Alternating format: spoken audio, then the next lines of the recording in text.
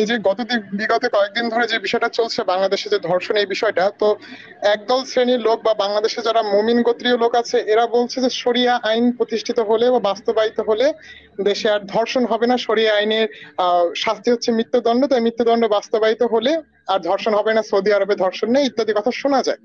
কিন্তু আমি যখন কিছু ঘাটাঘাটি করেছি, কিন্তু এখানে দেখা যাচ্ছে যেটা সৌদির আইন, সেখানে পিছনে একটু মানে বিষয়াদি আছে যেগুলো বিচারে বাধাগ্রস্ত করার সম্ভাবনা আছে। তা আমি আপনার কাছে একটু শরিয়া আইনটা সম্পর্কে একটু জানতে চাইবো বিস্তারিত ভাবে, আসলে যে আসলে কি ধর্ষণ প্রতিরোধে কার্যকর ভূমিকা রাখবে, কিংবা আসলে কি সৌদিতে যে ধর্ষণের ঘটনা এটা কি আসলেই কম নাকি অন্য কোনো কারণে কম? আসিফ ভাই বলবেন কাইন্ডলি। ভাই, মানে কি বললেন? সৌদি আরবে ধর্ষণ কম, এটা কি আপনি বলছেন? না না, এটা উনি বলছেন সৌদি দাবি আরবে করে। দাবি করেছে যে ধর্ষণ কম। যদিও বাংলাদেশে নারীদের গৃহকর্মীদের যে ঘটনা সেটা আমি স্কিপ করব, ওটা বাদ দিয়ে যদি বলি, সেটা একটু বলে বাংলাদেশের নারীদের সাথে কি ঘটে এটা সবাই আমরা মোটামুটি জানি। কিন্তু বাংলাদেশিদেরকে বাদ দিলে, কারণ দাসীর সাথে তো যা খুশি করা যায়, বাংলাদেশেও তো দাসী হিসাবে বা স্লেভ হিসাবে ট্রিট হয়। বাট অন্যান্য যে সকল নারী, এদের কি কি ধর্ষণ হয় না, এরকম ঘটনা কি, এটা কি সত্য বা ভাই খুব কম ঘটে? ভাই এখানে প্রথমে যে জিনিসটা বলতে হয় যে মানে কোনো একটা অপরাধ কমাবার একটা টোটকা পদ্ধতি আছে। সেই পদ্ধতিটা হচ্ছে সেই অপরাধটার সংজ্ঞাটাকে বদলে দাও। সংজ্ঞাটাকে যদি আপনি ঠিকভাবে বদলে দিতে পারেন তাহলে দেখা যাবে যে সে অপরাধটা মানে ওই অপরাধ গুলাকে আর অপরাধ হিসেবে গণ্য করলেন না। তখন দেখা গেল যে অনেক ক্রাইম রিপোর্টেড হবে না। ইসলামের বিষয়টা হচ্ছে সেই রকম।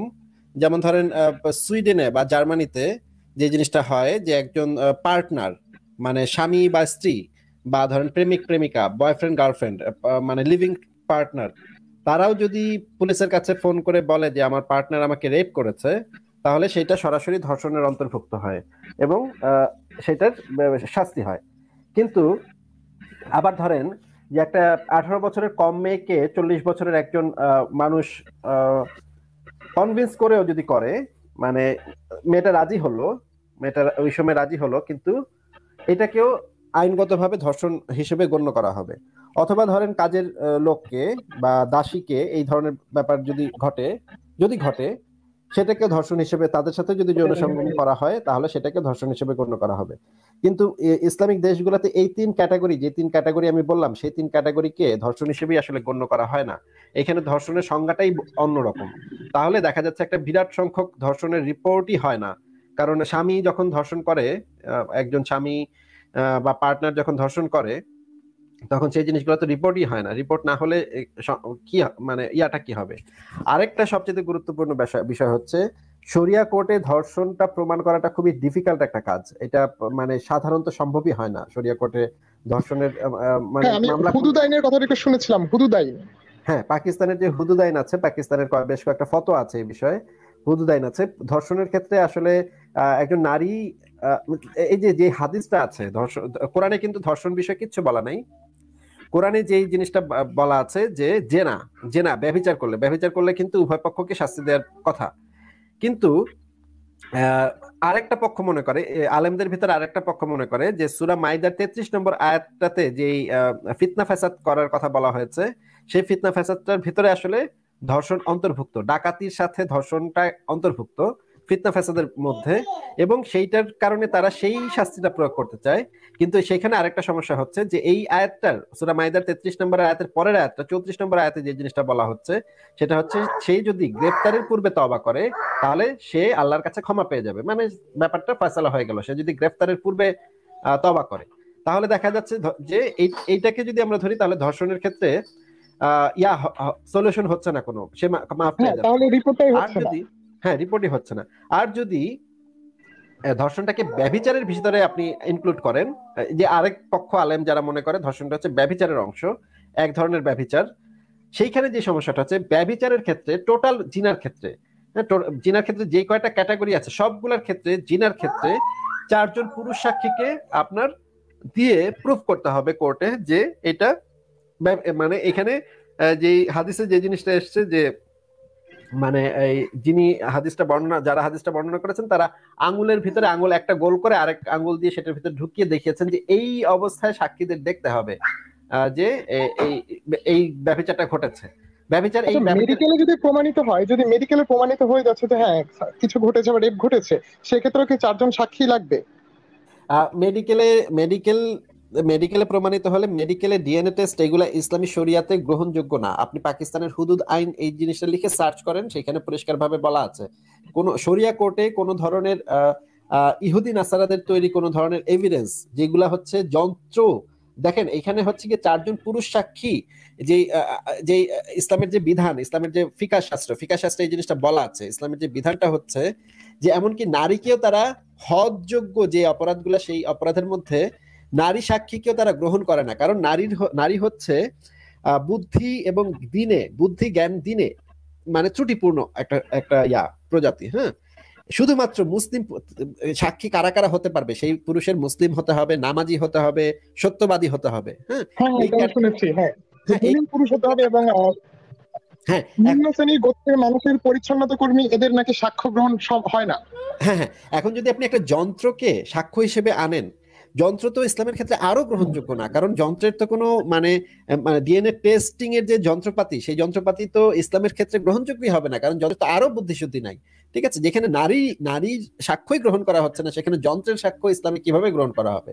এটা টোটালি একটা মানে যারা এগুলা এই সমস্ত কথা বলে তারা মিথ্যা কথা বলে। ইসলামে যন্ত্রের সাক্ষ্য বা কোনো ধরনের এইগুলা কোনো অবস্থাতে গ্রহণযোগ্য না। গ্রহণযোগ্য হচ্ছে যে ধর্ষণকারী যদি নিজে এই বিষয়ে সাক্ষ্য দেয় যে হ্যাঁ আমি ধর্ষণ করেছি, সেই এই যে হাদিসটা আছে, ধর্ষণ বিষয়ে যে হাদিসটা আছে, সেই হাদিসে এই জিনিসটা বলা আছে, ধর্ষণকারী যদি নিজে সাক্ষ্য দেয়, নিজে স্বীকারোক্তি দেয়, তাহলে হদ প্রযোজ্য হবে। কিন্তু অধিকাংশ ক্ষেত্রে দেখা যায় আসলে ম্যাক্সিমাম মানে কোনো ক্ষেত্রে আসলে ধর্ষণকারী কখনো নিজে স্বীকারোক্তি দিবে না, এটা জানা কথা। হ্যাঁ, যাকে মৃত্যুদণ্ড দেওয়া হবে সে কখনো কোনো পাগলে তারা কি কুত্তা কামড়েছে যে সে হ্যাঁ নিজে থেকে গিয়ে স্বীকারোক্তি দিয়ে আসবে, সে তো এটা সম্ভব না আসলে।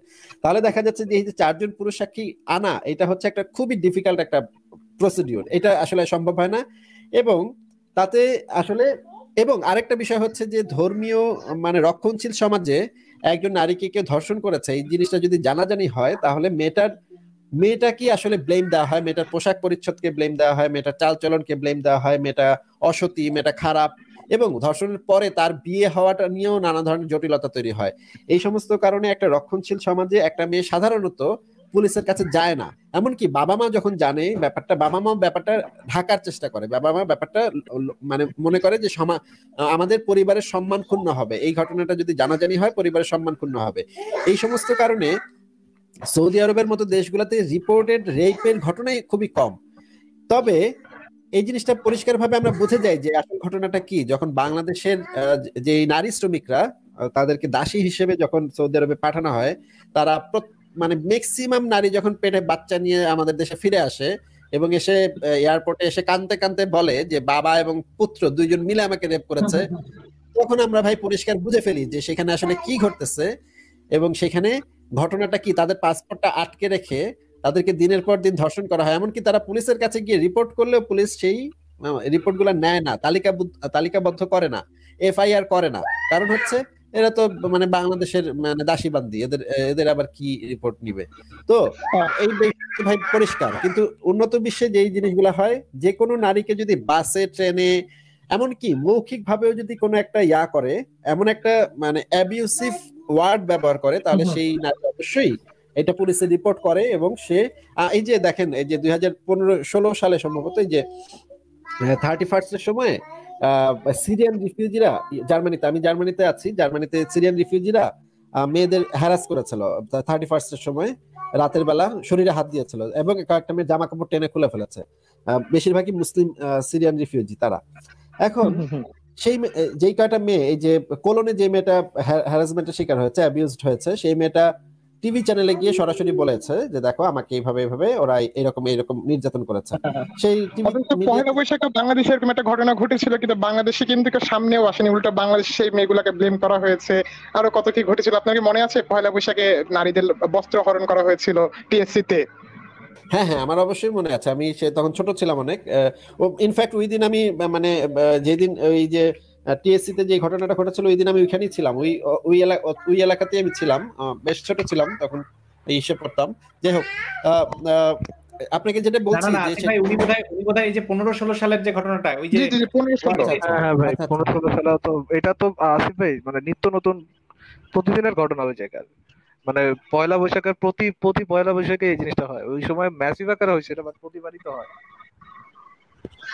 তাহলে এবং আসিফ ভাই আমি এবং আপনাকে একটু এবং শেখ সাদিক ভাই, এবং যে জিনিসটা মানে যেই যারা এই নির্যাতনগুলা করে তাদের কাছ থেকে যখন আমরা জানতে চাই যে আসলে মানে বিষয়টা কি, তারা বেশিরভাগ সময় একটা জিনিস বলে যে তারা মেয়েদেরকে শিক্ষা দেওয়ার জন্য, মেয়েদেরকে চালচলন শেখাবার জন্য এই কাজটা করে, এই ধরনের কাজগুলো তারা করে। আমি কয়েকদিন আগে একটা দেখতেছিলাম, এই যে এমটিভির একটা শো আছে, troll police, MTV troll police, সেটা আমি দেখতেছিলাম, খুবই মজা পেলাম এটা দেখে। সেটার ভিতরে দেখাচ্ছে যে ধরেন সেলিব্রিটি যে নারীরা আছে, তারা যে মানে ইনস্টাগ্রামে বা ফেসবুকে যে ছবিগুলো দেয়, সেই ছবিগুলো নিচে এসে অনেক ছেলে আছে গালাগালি করে। নোংরা গালিগালাজ করে, হ্যাঁ, তোরে দেখলে আমার এটা হয় সেটা হয়, তোরে আমি রেপ করবো, তোরে মানে কামড়ামু, এটা সেটা বলে। তখন সেই ছেলেদেরকে ধরে আনে, মানে ভুলায় ভালায় ধরে আনার পরে তাদেরকে করে, তাদেরকে জিজ্ঞাসা করে যে তুমি কেন এটা করেছো, তোমার হ্যাঁ মানে আমি কারণটা দেখেছি কি। এটা, রান বিজয় থাকে আপনার, আর হ্যাঁ বেশ হ্যাঁ কয়েকজন থাকে, আমি দেখেছি হ্যাঁ, মানে অনুষ্ঠানটা। আমার কাছে খুবই মজা লাগছে অনুষ্ঠানটা, কারণ হচ্ছে দেখেন ওই যে ছেলেগুলা কি বলে, ছেলেগুলা বলে এই আমি শিক্ষা দেওয়ার জন্য, ওরা যেন ভদ্র পোশাক পরে এই শিক্ষাটা দেওয়ার জন্য। মানে উনি কত মহান চিন্তা করেন, উনি এই রেপের কমেন্ট গুলা করতেছেন, তোরে রেপ করমু, তোরে এটা করমু, তোরে এটা করমু, হ্যাঁ, অত্যন্ত নোংরা নোংরা কমেন্ট। এবং সে মানে মোরালি সে মনে করে সে হচ্ছে একটা বেটার পারসন, সে সমাজকে শুদ্ধ করতেছে এই কমেন্ট গুলা করে, সমাজের মানে আপনার উপকার ভারতের করতেছে। নির্ভয়া রেপের কথা মনে আছে? ভাই হ্যাঁ আমি হ্যাঁ ভুলে গেছি, আপনি বলেন। হ্যাঁ হ্যাঁ, নির্ভয়া রেপ কেস, এই যে কদিন আগে আমরা সেটা একটা ভিডিও একটা আপলোড করেছি, যে বন্দিরা মানে সরি ইনফ্যাক্ট ফাঁসির আসামিরা তারা কি কি বলছিল, তারা এরপরে হ্যাঁ ওই কথা জয়সিং আপনারা বললো এই কথাগুলো তারা কিন্তু বলেছিল যে উচিত শিক্ষা দেওয়ার জন্য। ফাঁসির মঞ্চে দাঁড়িয়েও তারা বলছে সাবাক সিখানে কে লিয়ে ये एक्सीडेंट था। আসবে হ্যাঁ, তো আমি যেটা বলছিলাম যে এই যে মানে ইউরোপে, আমেরিকাতে যে কোনো একটা অফিসে, যে কোনো একটা জায়গায়, বাসে, ট্রেনে, রাস্তাঘাটে রেড লাইট জোন বাদ দিয়ে, রেড লাইট জোন এগুলো করেই, মানে ছেলে মেয়ে একজন আরেকজনকে টিজ করবে, একজন আরেকজনকে করবে, সেটা ওরা জানে যে ওইখানে ওই কাজ ওই রকমই হবে, ওই জায়গাটা এরকম। কিন্তু ওই এরিয়াটা বাদ দিয়ে অন্য জায়গায় যে কোনো ধরনের সেক্সুয়াল হ্যারাসমেন্ট হলে রিপোর্ট হয়, বেশিরভাগ সময় রিপোর্ট হয়, এবং রিপোর্ট ফোন করলে পুলিশ 10 থেকে 15 মিনিটের মধ্যে চলে আসে, এবং সেটা তারা মানে তালিকাবদ্ধ করে, সাধারণ ডায়েরিটা করে, এবং পরে ইনভেস্টিগেট হয় ব্যাপারটা। তো এই জিনিসগুলা তো আমরা বুঝি, কিন্তু মানে মুসলিম প্রধান দেশগুলা, বাংলাদেশ, পাকিস্তান, ভারত, তারপরে ধরেন সৌদি আরব, এই সমস্ত দেশে তো একটা মেয়ে ঘর থেকে বের হতে তো মাহরামের অনুমতি লাগে। ধরেন একটা মানে সে পুলিশের কাছে যাবে রিপোর্ট করতে যে তাকে এটা করা হয়েছে, তার তো মাহরামের অনুমতি লাগবে। সে কিভাবে যাবে মাহরামের অনুমতি ছাড়া? মাহরাম যদি তাকে অনুমতি না দেয়, মাহরাম যদি বলে যে পরিবারের সম্মান ক্ষুণ্ণ হবে, এই তুমি যদি কেস করো তাহলে সব পরিবারের সম্মান ক্ষুণ্ণ হবে, এটা করা যাবে না, তখন সে কিভাবে যাবে? তাহলে তো এইটার সাথে এটার তুলনা তো কোনোভাবে চলে না, মানে সৌদি আরবের সাথে তো কোনোভাবে তুলনা চলে না। আচ্ছা, তাহলে আমি একটু বলি, আমি একটু মোটামুটি সমস্ত বিষয় আসলে বলেই দিয়েছে। শেখ সাদিক ভাই নয়েজ হচ্ছে, শেখ সাদিক ভাই নয়েজ হচ্ছে, সাদিক ভাই নয়েজ হচ্ছে, একটু মিউট করা যায়, নয়েজ হচ্ছে শেখ সাদিক ভাই, আমি মিউট করে দিচ্ছি। আচ্ছা, যেটা বলছিলাম, আমি একটু করছি, এই যে কিছু জিনিস যুক্ত করে দিচ্ছি শুধু, সেটা হচ্ছে শেখ সাদিক ভাই নয়েজ হচ্ছে, এই জন্য আপনাকে মিউট করে রেখেছি, আপনি একটু শুনুন। প্রথমে বলি কোরআনের ওই আয়াতটার ব্যাপারে আরেকটু অ্যাড করি, যে পরের আয়াতে যে জিনিসটা বলা আছে, মানে পরের আয়াতে ক্লিয়ারলি বলা, যে আসিফ ভাই যেটা বললেন যে ক্লিয়ারলি বলা যে মাফের বিষয়টা। এখন আমি আগের এবং অনেকেই বলতে পারেন যে আল্লাহ মাফ করে দিবে, তো মানুষ কেন মাফ করবে, আল্লাহ মাফ করছে। বাট উত্তরটাও আগের আয়াতেই দেয়া আছে, যে আয়াতটা আল্লাহ ও রাসূলের সাথে হাঙ্গামা সৃষ্টি করে, বা আল্লাহ ও রাসূলের সাথে যুদ্ধ ঘোষণা করে, এই টাইপের মানুষদের কথা বলা হচ্ছে। তো তো তো তো আল্লাহ ও রাসূলের সাথে যুদ্ধ হাঙ্গামা যে তৈরি করছে, সে তাকে আল্লাহ মাফ করে দিলে তুই ভাই কি করার কে? তাইলে তাহলে তো তুইও তো মাফ, যার সাথে হাঙ্গামা সেই মাফ করে দিচ্ছে, তুই আবার কিনা? তো তারপরেও ব্যাপারটা হচ্ছে যে তাহলে তো ধরেন কেউ চাঁদাবাজি করেছে, হাঙ্গামা সৃষ্টি করার চেষ্টা করেছে, কেউ যে ক্যাচাল করে না যে রাস্তাঘাটে, তার মানে হাঙ্গামা সৃষ্টি করার চেষ্টা করেছে, তো সব ক্ষেত্রেই হচ্ছে হাত পা কেটে, তাই তো খুব চমৎকার কথা। এক কথায় মানে সকল প্রশ্নের একটি উত্তর, বাহ, চমৎকার উত্তর, যে কি সকল প্রশ্নের একটা সমাধান, হাত পা বিচ্ছিন্ন করে এই সেই করে ওইটাই শাস্তি, ওই হাত দিয়ে সমস্ত অপরাধ, মানে পুরো যত অপরাধ আছে সবগুলোর শাস্তি। মানে ওই যে বলে না সকল রোগের মহা ঔষধ, সেরকম সকল অপরাধের মহা শাস্তি। চমৎকার বিষয়। তারপরে সেকেন্ড যে টপিকটা, যেটা আসিফ ভাই বলছিলেন, আমি একটু হাদিসগুলো দেখাই। আসিফ ভাই তখন যেগুলো বলছিলেন ওই জিনিসগুলা এই সংক্রান্ত যে নিয়মটা আছে সেটা হচ্ছে যে এটা এই হাদিসটা বহুবার দেখানো হয়েছে, তাই এই যে রেফারেন্স নাম্বারটা এখানে দেখা যাচ্ছে স্ক্রিনে, আমি তাই খুব দ্রুত করে দিচ্ছি। এটা বহুবার দেখিয়েছি, অনেকবার, যে যদি চারজন সাক্ষী এইভাবে সাক্ষ্য দেয় যে তারা পুরুষটির গুপ্তাঙ্গ স্ত্রীলোকটির গুপ্তাঙ্গে এরূপ ভাবে ঢুকানো অবস্থায় দেখেছে যেরূপ সুরমা শলাকা সুরমাদানিতে ঢুকানো হয়, তাহলে তাদের উভয়কে রজম করা হবে। এটা হচ্ছে সাক্ষ্যের ব্যবস্থা। আচ্ছা, এরপরে হচ্ছে আরেকটা বিষয়, যে সাক্ষী ছাড়া আরেক ভাবে তাদেরকে শাস্তি দেওয়া যেতে পারে। সেটা কি অধ্যায়? মুয়াত্তা ইমাম মালিকের হুদুদ অধ্যায়, মানে এই বিষয়েরই অধ্যায়ের হাদিস। সফি বিনতে আবু উরায়দের বর্ণনা, আবু বকরের কাছে এক ব্যক্তি কানা হলো, সে একটি কুমারী বালিকার সাথে ব্যভিচারে লিপ্ত হয়ে তাকে গর্ভবতী করেছিল, অবশেষে স্বীকার করছিল, মানে অপরাধী নিজে স্বীকার করেছে। তো এরপরে তাকে, সে তো অবিবাহিত শাস্তি কি আপনারা জানেন যে 100 বেত, তার জনসম্মুখে বেত মারার জন্য রেডি করা হইলো। এরপরে সে ফদক নামক স্থানে নির্বাসনে পাঠানো হইলো। মালিক বলেন, যদি কোনো ব্যক্তি ব্যভিচারের কথা স্বীকার করার পর আবার অস্বীকার করে বলে যে আমি ব্যভিচার করিনি, তাহলে তা হতে শাস্তি বাতিল হয়ে যাবে। কেননা ব্যভিচারের শাস্তির জন্য হয় চারজন উপযুক্ত সাক্ষী হবে, না হয় তার স্বীকারোক্তি হতে হবে যার উপর সে শাস্তির সময় পর্যন্ত স্থির থাকে। মানে যদি সে নিজের সাক্ষীটা নিজে যদি হঠাৎ করে বদলায়, এমনকি পাথর মারা বা বেত মারার ঠিক আগ মুহূর্ত সে যদি বলে যে আমি অস্বীকার করছি, তাহলে আর শাস্তি হবে না। তখন ওই চারজন সাক্ষী লাগবে, চারজন উপযুক্ত সাক্ষী। উপযুক্ত কি সাক্ষী? এটা তো ইয়ার কথা, মালিক ইমাম মালিকের কথা। কিন্তু এটা সে কোথা থেকে বলেছে? সেটা এই যে একটু আগে যে হাদিসটা দেখালাম, সুরমা শালাকা, চারজন সাক্ষী সুরমা শালাকা যেভাবে ঢুকায়, ওই যে আসিফ ভাই যেমন বলেন আঙ্গুল দিয়ে দেখায়, বলছে যে যেরকম করে ঢুকানোর অবস্থায় দেখতে হবে, সেরকম সাক্ষী লাগবে। আর একটা যেটা যে স্বীকারোক্তি, সেই বিষয়ে এটা কি ইমাম মালিকের কথা নাকি বানানো কথা নাকি হাদিসের কথা, সেটা এখন দেখবো। এটা হচ্ছে এই হাদিসটা সুনানে আবু দাউদ, হদ্দের অপরাধী উপস্থিত হয়ে স্বীকারোক্তি করলে তার সম্পর্কে। সুনানি আবু দাউদ, রেফারেন্স নাম্বারটা এখানে দেখা যাচ্ছে, মিলিয়ে দেখবেন। নবী সাল্লাল্লাহু আলাইহি ওয়াসাল্লামের যুগে জনৈক মহিলা সালাত আদায়ের উদ্দেশ্যে যাচ্ছিল। প্রতিমধ্যে এক ব্যক্তি তাকে নাগালে পেয়ে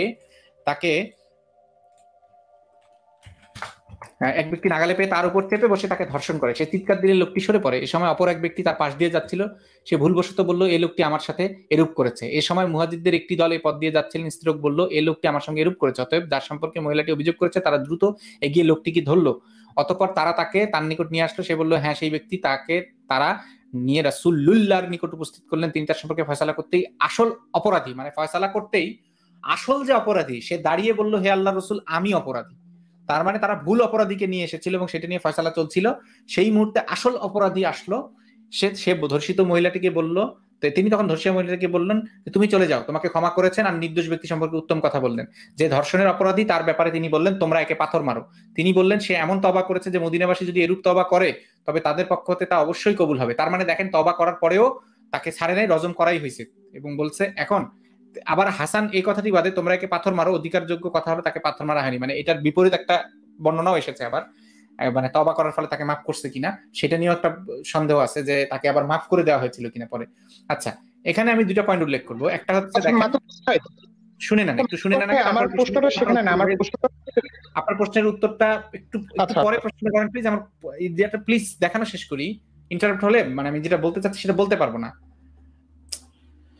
এনিওয়ে, যে জিনিসটা হচ্ছে এই যে দেখেন, ধর্ষণের অপরাধী সে নিজে দাঁড়িয়ে স্বীকার করেছে, সেই জন্য কিন্তু তাকে রজম করার দিয়েছে। তার মানে এটা হচ্ছে ওই যে একটু আগে যেটা বললাম, যে এটা কি সে বানিয়ে বলেছে না হাদিসে আছে? এটা হাদিসে আছে, নবীর সময়কার ঘটনা, সেইটা দেখে সে বলেছে। ইমাম মালিক বলেছে দুই ভাবে প্রমাণ করা যায়, এক হচ্ছে চারজন সাক্ষী অথবা নিজের স্বীকারোক্তি। এটা সেই হাদিস, এই হাদিসে এটা ক্লিয়ারলি দেখা যায়। এরপরে আরেকটা বিষয় হচ্ছে এই জিনিসটা দেখিয়ে রিসেন্টলি দেখলাম পোস্ট করছে মুমিন ভাইরা, যে এরকম দেখছেন মহিলা খালি দাবি করছে তাতেই শাস্তি দিয়ে দিছে। না, এটা একেবারে বিকৃত তথ্য। মহিলা দাবি করেছে তাই শাস্তি দেয়নি। শাস্তি দেওয়ার জন্য প্রয়োজন হচ্ছে চারজন উপযুক্ত সাক্ষী। উপযুক্ত কি? ওই যে সুরমা শলাকার মধ্যে বা আঙ্গুলের ওই যে একটা আঙ্গুল দিয়ে গোল করে আর এক আঙ্গুল ঢুকানোর মতো করে যারা দেখেছে সেরকম সাক্ষী লাগবে, অথবা অপরাধীর নিজের স্বীকারোক্তি। তো অপরাধীর নিজের স্বীকারোক্তি ছিল এই জায়গায়। এখন আরেকটা প্রশ্ন থাকে এই জায়গায়, সেটা হচ্ছে ভাই এই যে তিনি ধর্ষিত মহিলাটিকে বললেন তুমি চলে যাও, আল্লাহ তোমাকে ক্ষমা করেছেন, আর নির্দোষ ব্যক্তি সম্পর্কে উত্তম কথা বললেন, এই যে মানে যাকে এতক্ষণ ধরে ভুলে অপরাধী করা হচ্ছিল তার ব্যাপারে, ভাই একটা ধর্ষিতা তাকে ক্ষমা করছে মানে কি? মানে নবী যে কিরকম দিলের দয়া সাগর, মানে এই হাদিসের মাধ্যমে একদম প্রমাণিত হয়ে গেল, ওয়াও ধর্ষিতাকে ক্ষমা করে দিছে, ওয়াও ওয়াও ওয়াও, জোস তো, ধর্ষিতাকে ক্ষমা করছে, জোস তো, মানে বিশাল দয়ালু তো। এই এই ছিল হচ্ছে এই হাদিস টাদিসের কথাগুলা। এইবারে আসি হচ্ছে আরেকটা জিনিস শুধু অ্যাড করবো, আসিফ ভাই যেটা অলরেডি বলেছে, সেটা হচ্ছে ধর্ষণের সংজ্ঞায়। ভাই যারা শুনছেন তাদেরকে আমি একটা কথা বলি, আপনাদের কি বিশ্বাস হয় এমনও দেশে এমনও আইন আছে যেই আইনে মানুষের সেটা মেয়ে হোক ছেলে হোক ট্রান্সজেন্ডার হোক যাই হোক, তার মুখের মধ্যে আঙ্গুল ঢোকালে, মুখ বাদ দিলাম ভাই, মুখ বাদ দিলাম, কান কান কানের মধ্যে আঙ্গুল ঢোকালে মানে কানের মধ্যে আঙ্গুল ঢোকালে ধর্ষণ বলে গণ্য হয়? বিশ্বাস হয়? এইরকম বলেও আইন আছে, এমনকি আইন প্রপোজ করা হচ্ছে, এই ধরনের আইন। মুখের মধ্যে এটা তো আছে, কানেরটা দিয়ে নিয়েও প্রপোজাল করা হচ্ছে, এরকম প্রপোজাল করা হচ্ছে যে এইরকম আইন করা হোক। মানে এটা কি আপনাদের বিশ্বাস হয়? মুখে কানে আপনি আঙ্গুল প্রবেশ করছেন, বা আঙ্গুল না, একটা কলম প্রবেশ করাচ্ছেন, যেটা মানে সেক্সুয়ালি পেনেট্রেট করার চেষ্টা করছেন, এই জিনিসটাকেও ধর্ষণ হিসেবে গণ্য হয় বা গণ্য হওয়া নিয়ে তারা অলরেডি হচ্ছে প্রপোজড ল আছে এরকম আর কি। এটা কি আপনারা জানেন? যদি না জানেন তাহলে আপনাদের মুখে মানায় মুমিন ভাইরা যারা বলে যে ধর্ষণ কম হয়। ভাই যেখানে এই যে একটু আগে বললেন শেখ সাদিক ভাই যে ইয়ারটা বাদ দেন, বাংলাদেশটা বাদ, কেন বাদ দিব? কেন দাসীকে সঙ্গম করলে ইয়ে হয় সেটা বাদ দিব? ওইটাই তো মূল পয়েন্ট, যে দেখেন আমাদের সামনে প্রমাণ আছে যে সৌদিতে ধর্ষণ হয়, হাজারে হাজারে ধর্ষণ হচ্ছে, আমাদের মা বোনেরা ফিরে আসছে। আপনার আমার পরিবারে এদিক ওদিকে একটু খোঁজ করলেই, একে ওকে জিজ্ঞেস করলেই সে বলে দিবে যে তাদের পরিবারেও আছে সৌদি ফেরত নারীরা, বা সৌদি থেকে ফিরে আসে না এরকম নারীরা, বা সৌদিতে কাজ করেছে তারা দেখেছে এইগুলো সেরকম আছে। কেন তাদেরকে বাদ দিব? এত পরিমাণ প্রমাণ আমাদের সামনে, তাহলে মানে আমাদের সামনে যতই তার মানে হচ্ছে এদের সামনে যতই প্রমাণ দেওয়া হবে বলা হবে, তখন ওই মুমিন ভাইরা এসে বলবে এইটা বাদ দিয়ে দেখান দেখি প্রমাণ, এইটা বাদ দিয়ে আরেকটা দেখান দেখি প্রমাণ, এইটা বাদ দিয়ে আরেকটা দেখান দেখি প্রমাণ। তারা এইভাবেই কথা বলবে। কেন বাদ দিব? এটাও তো একটা ধর্ষণ। এটাই তো প্রমাণ, একটা প্রমাণিত একটা একটা এভিডেন্সই তো এনাফ এটা প্রুফ করার জন্য যে ওদের দেশে ধর্ষণের সংজ্ঞাই গরমিল আছে। যেখানে অন্য দেশে মাউথ বা বা হচ্ছে ভেজাইনা বা অ্যানাল, যে কোনো একদিক দিয়ে কোনো কিছু প্রবেশ করলে করালেই সেটার নাম ধর্ষণ। সেটা নট নেসেসারিলি যে যৌনাঙ্গ হইতে হবে, সেক্সুয়াল পেনেট্রেশন যে কোনো দিক দিয়ে হইলেই সেটার নাম হচ্ছে ধর্ষণ। তাইলে বলেন তো দেখি ধর্ষণ কেন কম হবে না বা বেশি হবে না? তাই যারা বলে চলাফেরা করবেন আমেরিকান স্টাইলে, বিচার চাবেন সৌদি স্টাইলে, তারা আসলে মিথ্যা কথা বলে। কারণ কেউই আমরা সৌদি স্টাইলে বিচার চাই না, অন্তত আমি তো চাই না ভাই, আমি জিন্দেগিতে চাই না। না তো চাই তার পাথর মারা হোক, সেটা সেই কারণে যেমন চাই না, আবার এই পদ্ধতিতে বিচার হোক সেই পদ্ধতিটাও আমি চাই না, মানে ওই শাস্তিটাও চাই না, শাস্তির পদ্ধতিটাও আমি চাই না, একদমই চাই না, কেউই চায় না। সৌদির সিস্টেমে বিচার হইলে সোনাইমুড়ির সরি কি ওটার নাম, বেগমগঞ্জের মেয়েটা ইয়া পাবে না, শাস্তি পাবে না, সিলেটের মেয়েটা শাস্তি পাবে না, তনু শাস্তি পাবে না, কেউ শাস্তি পাবে না তারা, যদি সৌদির আইনে বিচার করা হয়। তাই সৌদির আইনের বিচার কেউই চায় না, শরিয়ার বিচার কেউই চায় না। এটা নিয়ে আরো একটা কথা বলবো, কিন্তু একটু পরে বলি। আসিফ ভাই বোধহয় কিছু একটা বলতে চাচ্ছে, এটা একটু শুনে নি। মাতো ভাই প্রসঙ্গটা যখন উঠেছে তখন কয়েকটা জরুরি কথা একটু বলে নেওয়া দরকার। কারণ হচ্ছে গিয়ে মুফতি ইব্রাহিম একটা বক্তব্য দিয়েছিল যে সূরা মাইদার 33 নম্বর আয়াতটাই যে আসলে ধর্ষণ কে ইন্ডিকেট করে, ধর্ষণটাকে ইনক্লুড করে সেটার ভিতরে, উনি কিন্তু ভুল কথা কিছু বলেন নাই। অনেকে দাবি করতেছে যে মুফতি ইব্রাহিম ইসলামের কিছু জানে না, হ্যান ত্যান, কিন্তু ধর্ষণটা কিন্তু আসলে থিওরিটিক্যালি সম্পত্তির ক্ষয়ক্ষতি করার ভিতরেই গণ্য। মানে হচ্ছে গিয়ে ইসলাম তো আসলে নারীকে একটা সম্পত্তি হিসেবে দেখে। যখন হচ্ছে গিয়ে আপনি সেই মানে সম্পত্তিটা ভোগ করবেন, তখন ইসলামের হুকুমত অনুসারে আপনি তার সম্পদের ক্ষতি করেছেন, এটা কিন্তু ডাকাতির ভিতরে আসলে অন্তর্ভুক্ত। আমি এই যে এই ভিডিওটা একটু দেখাতে চাই, কারণ এটার সাথে একটা সম্পর্কটা আমি দেখাবো, যে এটা মুফতি ইব্রাহিম কোথা থেকে এই জিনিসটা পেয়েছেন সেই জিনিসটা আমি একটু দেখাবো। সেই কারণে আমি এই ভিডিওটা আগে একটু দেখিয়ে নিই। দেখেন একটু ভিডিওটা। সমাজেও শিশু বয়স্ক নারী ধর্ষণের ঘটনা ঘটছে, এমনকি আলোচিত হচ্ছে। ইসলামে ধর্ষণের শাস্তি কি? এই মহাপাপ প্রতিরোধের উপায় বা কি? খুবই সময়ে উচিত একটি প্রশ্ন। আসলে জিনা ব্যভিচার আর ধর্ষণ দু রকমের ঘটনা। ইসলামে ব্যভিচারের শাস্তি এবং সাক্ষী একরকম, আর ধর্ষণের শাস্তি সাক্ষী আরেক রকম। দুটো বিষয়। সাধারণত নারী পুরুষের পারস্পরিক সম্মতিতে তারা যে জিনা ব্যভিচার লিপ্ত হয় সেটা 4 জন সাক্ষী লাগে, এবং সাক্ষ্য প্রমাণে সেটা সাব্যস্ত হলে অবিবাহিতা নারী পুরুষের ক্ষেত্রে 100 বেত করা নির্দেশ সূরা আন-নূরের মধ্যে আল্লাহ বলেছেন, ফাজলিদু ওয়াহিদিন মিনহুম মিআতা জালদা, ওদের প্রত্যেককে 100 বেত মারো। আর বিবাহিতা নারী পুরুষ হলে সেটা পাথর বর্ষণে তাদের মৃত্যুদণ্ড কার্যকর করার রাষ্ট্রীয় বিধান ইসলামে আছে। কিন্তু ধর্ষণের বিধানটা ভিন্ন। ধর্ষণ হলো জোরপূর্বক কোনো নারীকে কেউ যদি রেপ করে অথবা অস্ত্র প্রয়োগ করে তার সাথে এই অসৎকর্মে লিপ্ত হয়, অথবা জোরপূর্বক তাকে তার আত্মীয় স্বজনের থেকে তুলে নিয়ে যায়, অথবা জোরপূর্বক তার ঘরে ঢুকে এই ধরনের কাজের চেষ্টা করে, এটাকে বলা হয় ধর্ষণ। আরবিতে এটাকে বলে আল হেরাবা। ধর্ষণের ঘটনাকে ইসলামটাকে ডাকাতির ঘটনা হিসেবে, যেটা সূরা আল মাইদা 33 নম্বর আয়াতে আল্লাহ ক্লিয়ার করে দিয়েছেন। আচ্ছা, আপনারা দেখতে পেলেন যে এখানে উনি কিন্তু সূরা মাইদার 33 নম্বর আয়াতের কথা বললেন। এখন এই যে এটা কি উনি মন গড়া কথা বলেছেন, যে উনি বানায় বানায় বলছেন যে এটা সূরা মাইদাতে, না, মন গড়া কিন্তু কথা কিন্তু না, এটার কিন্তু ভ্যালিড, একদম খুবই ভ্যালিড এভিডেন্স আছে যে ইসলাম, যদিও দুই ধরনের মতামত আছে, কেউ কেউ এটাকে জিনার অন্তর্ভুক্ত করে ধর্ষণটাকে, আবার কেউ কেউ অনেক প্রখ্যাত ব্যক্তি এটাকে এই ডাকাতির অন্তর্ভুক্ত করে সূরা মাইদা 33। সেটা আমি দেখাচ্ছি এখন। স্ক্রিনটা একটু শেয়ার দেন মাতু ভাই। এখানে দেখেন, এইখানে যে রেফারেন্সটা আছে সেই রেফারেন্সটা উইকিপিডিয়া থেকে নেওয়া, আপনারা এখান থেকে দেখতে পারেন এটা আমি কোথা থেকে, ওনারা কোথা থেকে দিয়েছেন। এখানে যে জিনিসটা বলা আছে যে certain classical jurists like al Tabari and Maliki, আপনারা নিশ্চয়ই জানেন আল তাবারিকে এবং মালিকিকে, আর more modern interpretations the religious council of Egypt among others, এই রিলিজিয়াস কাউন্সিল অফ ইজিপ্ট এটার মধ্যে আছে, have classified the crime of rape not as a subcategory of zina, but rather a separate crime of violence under hiraba, forcible and violent talking, a violent crime causing disorder in the land in the manner described in Quran 5:33. দেখেন 5:33, as fasad, destructive mischief. A similar crime, for example, would be highway robbery. Highway robberyর মতো একটা ঘটনা হিসেবে কারা কারা চিহ্নিত করেছেন এই জিনিসটাকে, মানে অত্যন্ত গুরুত্বপূর্ণ জুরিস্ট আল তাবারি এবং মালিকি, এবং রিলিজিয়াস কাউন্সিল অফ ইজিপ্ট এটাকে ফ্যাসাদের অন্তর্ভুক্ত করেছে। মানে হচ্ছে কি অনেকেই কিন্তু এই জিনিসটাকে ফ্যাসাদের অন্তর্ভুক্ত করেছে, বাদ বাকিরা বলেছে এটা হচ্ছে কি জিনা। হ্যাঁ, এখন জিনা হলে যে সমস্যাটা সেটা আমি একটু দেখাতে চাই। জিনা হলে আরেকটা মানে বড় সমস্যা দেখা দেয়, সেই জিনিসটা আমি একটু দেখাই। যে মাতু ভাই আমার স্ক্রিনটা একটু শেয়ার দিন। এটা হচ্ছে ইসলামের, এটা হচ্ছে একটা ফিকাহ শাস্ত্রের গ্রন্থ, বাংলাদেশের একটা গ্রন্থ। এখানে যে জিনিসটা বলা হচ্ছে, আমি টাইটেলটা বইটার প্রচ্ছদটা পরে দেখাচ্ছি, আগে আপনি দেখেন। সাক্ষ্য প্রমাণ, জিনা প্রমাণের দ্বিতীয় পদ্ধতি হলো সাক্ষ্য প্রমাণ। ইমামগণের সর্বসম্মত মতানুসারে সাক্ষ্য দ্বারা প্রমাণ করা যাবে। তবে এর জন্য বেশ কিছু শর্ত রয়েছে, যেমন সাক্ষীদের সাথে সংশ্লিষ্ট শর্তাবলী। সাক্ষীদেরকে মুসলিম হতে হবে, এখানে পড়েন যে মানে সাক্ষীদেরকে মুসলিম হতে হবে, সাক্ষীদেরকে বয়প্রাপ্ত এবং সুস্থ মস্তিষ্ক সম্পন্ন হতে হবে, সাক্ষীদেরকে ন্যায়পরায়ণ হতে হবে। জিনার ক্ষেত্রে ফাসিকের সাক্ষ্য গ্রহণযোগ্য নয়, সাক্ষীদের প্রত্যেককে ন্যায়পরায়ণ হতে হবে। আল্লাহ তাআলা বলেন, তোমাদের মধ্যে থেকে ন্যায়পরায়ণ ব্যক্তিদেরই সাক্ষী বানাবে। সাক্ষীদেরকে পুরুষ হতে হবে। চার মাযহাবের ইমামগণের মতে জিনার 4 জন সাক্ষীর প্রত্যেককেই পুরুষ হতে হবে। মহিলাদের সাক্ষ্য জিনার ক্ষেত্রে গ্রহণযোগ্য নয়।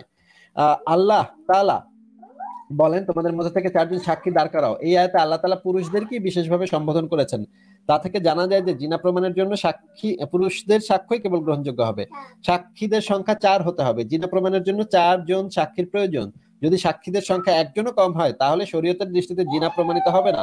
উপরন্তু যারা সাক্ষ্য দেবে তাদের উপর অপবাদ রটানোর হদ কার্যকর করা হবে।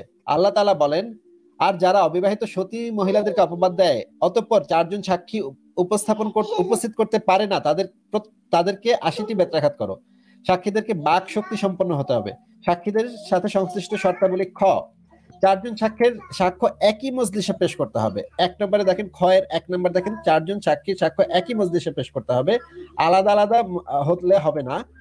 2 নম্বর হচ্ছে, খ এর 2 নম্বর হচ্ছে, সাক্ষীদের সাক্ষ্য সুস্পষ্ট ও বিশদ হতে হবে। সাক্ষ্য মৌলিক হতে হবে। সাক্ষ্যের মধ্যে পূর্ণ মিল থাকতে হবে। 5 নম্বর হচ্ছে, সাক্ষ্যদানে বিলম্ব করা যাবে না। এরকম তারপরে গয়ের ভিতরে আছে, যাদের বিরুদ্ধে সাক্ষ্য দেওয়া আছে তাদের সাথে শর্তাবলী। এরকম অনেকগুলো শর্তাবলী আছে। আসলে এই শর্তাবলীগুলো যদি পালন করা না হয় তাহলে সাক্ষ্যগুলা গ্রহণযোগ্য হবে না। আমি এই জিনিসগুলা টোটাল মানে একদম ডিটেইলসে একদম মানে সরি, আমি তো এই বইটার টাইটেলটা দেখাতে ভুলে গেছি। আমি টাইটেলটা একটু দেখা দিই। মাতু ভাই আরেকবার একটু টাইটেলটা দেখা দিই। হ্যাঁ, আমি টাইটেলটা বইটার ইয়াটা দেখা দিচ্ছি। এই বইটা হচ্ছে ইসলামের শাস্তি আইন। আপনারা এই বইটা ডাউনলোড করতে পারবেন বা নিতে পারবেন। ডক্টর আহমদ আলী, এটা হচ্ছে বাংলাদেশ ইসলামিক সেন্টার থেকে প্রকাশিত। দেখেন, ইসলামের শাস্তি আইন, এই বইটা থেকে আপনারা এই বিষয়ে সাহায্য নিতে পারেন। এই বইটা থেকে আপনারা বই থেকে এই জিনিসটা পড়ে নিতে পারেন। তো দেখা যাচ্ছে যে ইসলামের সাক্ষ্য নেয়ার বিষয়টা এত দুরূহ এবং এত কঠিন যে আসলে ধর্ষণটা প্রমাণ হয় না আসলে কখনোই। তাহলে মানে কেন একটা মেয়ে ধর্ষিত হওয়ার পর কেন, কোন তারে কি পাগলা কুকুরে কামড়াইছে যে আবারও ধর্ষিত হইতে যাবে, মায়ের খেতে যাবে, মানে তার উপরে যদি শাস্তি প্রয়োগ হয়, 80 বেত্রাঘাত প্রয়োগ হয়, এই কারণে সে মানে ভাই এরকম হয়েছে? এরকম হয়েছে। হেনা নামক একটা মেয়ে আছে, অনেক অসংখ্য ঘটনা আছে, আসলে বলে শেষ করা যাবে না। মাতুব ভাই আপনি আয়শা একটা দুলেরির নাম শুনেছেন ভাই? আয়শা দুলেরি, সৌদি আরবের 13 বছরের সেই নারী আয়শা দুলেরি, যাকে রেপ করা হয়েছিল কিন্তু আপনার প্রমাণ করতে ব্যর্থ হয়, তাকেই উল্টো মৃত্যুদণ্ড পেতে হয়েছিল, কি বেত্রাঘাত হতে হয়েছিল। এটা আপনি শুনেছেন আয়শা দুলেরির কথা? সম্ভবত মৃত্যুদণ্ড হয়েছিল। হ্যাঁ, একটা স্টোরি আমরাও একটা স্টোরি, অন্য আরেকটা স্টোরি দেখিয়েছিলাম, মানে আমাদের লাইভে দেখিয়েছিলাম যে আপনার পুরা প্রকাশ্যে রাস্তার মধ্যে ক্রেন দিয়ে করেছিল, ক্রেনের মধ্যে ঝুলিয়ে করেছিল, এবং সেই সাজাটা দিয়েছিল হচ্ছে বিচারক নিজে, মানে তার উপরে এতটা খ্যাপা ছিল তারা, বিচারক নিজে সাজা দিয়েছিল।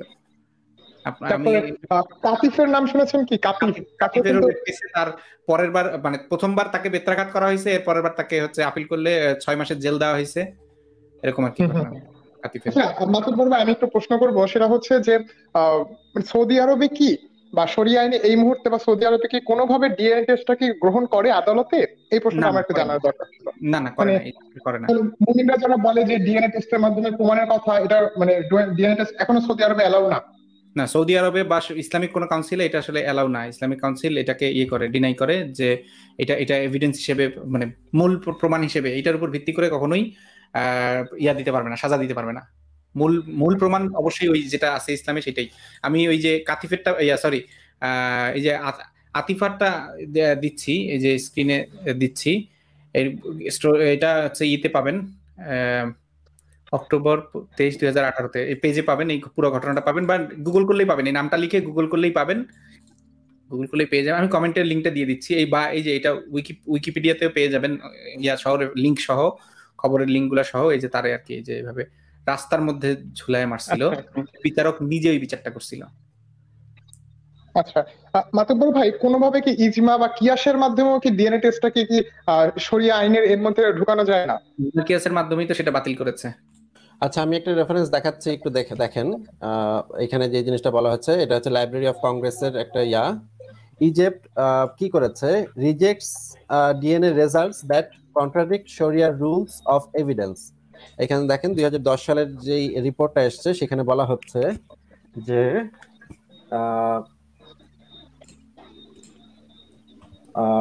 a family court in Egypt rejected the DNA results in a case concerning a parental relationship. The primary reason for rejecting the test results is that DNA testing does not adhere to Islamic law Sharia.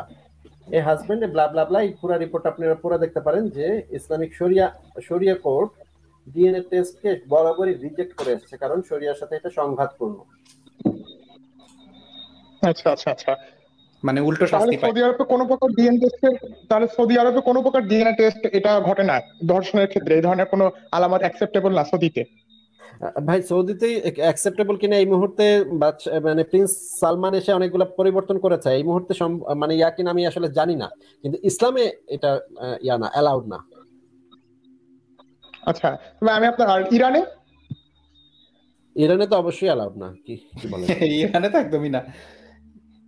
আচ্ছা, anyway, তাহলে শেখ সাদিক ভাই, তাহলে আমরা আরো কিছু বলতেন, না হলে আমরা টপিকটা ক্লোজ করে দিতাম। আচ্ছা, আমি ওই শেষ মুহূর্তে যেটা বলবো, যে তাহলে আপনার, আর আমি আরো কিছু শুনেছি যে সৌদি আরব, এবং এরকম দেখা গিয়েছে একটা ঘটনাতে কাতিফ বা কোন এক নারীর বেলায়, যে সে রেপ হয়েছে কিন্তু তাকে উল্টো শাস্তি দেওয়া হয়েছে, কারণ তাকে জিজ্ঞেস করা হয়েছিল যে তুমি সন্ধ্যার পরে কি করছো একা একা, এই জন্য তাকে আবার উল্টো শাস্তি দেওয়া হয়েছিল এলাকাতে। হ্যাঁ, আচ্ছা ঠিক আছে, আমি ওইটাও দেখাচ্ছি, আমি স্ক্রিনে দেখাচ্ছি। কাতিফ রেপ কেস লিখে সার্চ করলেই পাওয়া যায়। আমি দেখাচ্ছি এই ঘটনাটাও, কাতিফের রেপ কেসটা দেখাচ্ছি। এবং সৌদি আরবে তো নিয়মটা এরকম, আমি আরো শুনেছি যে হুদুদ আইন অনুসারে আপনি যখন পুলিশের কাছে কেস করতে যাবেন তখনই নাকি 4 জন সাক্ষী লাগবে, তাহলে পুলিশ ফাইল দায়ের করবে না। এই যে দেখেন, এমনকি কোনো মানে তদন্ত করবে পুলিশ কর্মকর্তা, কোনো নারী কর্মকর্তা সেখানে থাকবে না, এবং কোনো নারী বিচারকও থাকবে না।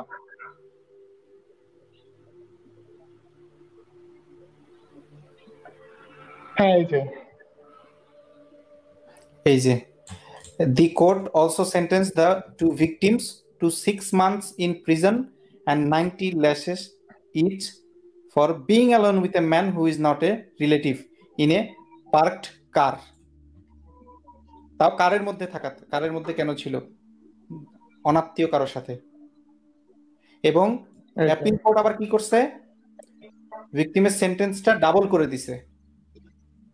এবং কেন হেভি মিডিয়া কভারেজ হয়েছে, কেন এরকম হয়েছে, এই জন্য তাকে আবার তার সেন্টেন্সটা আবার ডাবল করে দিছে, মানে 6 মাসের জায়গায় ডাবল করে দিছে। আর তারপরে খুব স্বাভাবিক যে আপনি যদি ধর্ষণ প্রমাণ করতে না পারেন, আপনি যখন মাতুব্বর ভাই আপনি যখন ধর্ষণ প্রমাণ করতে পারছেন না এবং উল্টো আপনার উপরে জেনার দায়ে আপনার ফাঁসি, মৃত্যুদণ্ড বা বেত্রাঘাত হওয়ার সম্ভাবনা রয়েছে, সেখানে আর কোনো নারী আপনার ভয়ে যাবেই না। উল্টো তাকে জিজ্ঞেস করা হবে যে তুমি কেন গিয়েছিলা, তুমি সন্ধ্যার পরে কি করছিলে, এত কিছু তো আসলে কেউ করতে যাবে না। আর তাছাড়া সৌদিতে তো মেয়েরা বেরই হতে পারে না ঘর থেকে, তাহলে তারা রেপ হবে কিভাবে ধরতে গেলে? এটাও তো একটা বিষয়, তাই না? আচ্ছা, আমি যেটা বলছিলাম সেটা শেষ করে নেই। সেটা হচ্ছে পরে আব্দুল্লাহ, মানে এই সালমানের বাপ তো সম্ভবত, তো এখন সে এইটাতে এদেরকে ক্ষমা করে দিয়েছিল এই বলে যে আচ্ছা অথরিটি তো ডিসক্রিমিনেটরি পানিশমেন্ট দিচ্ছে, এই সেই, মানে মানুষকে দেখানোর জন্য।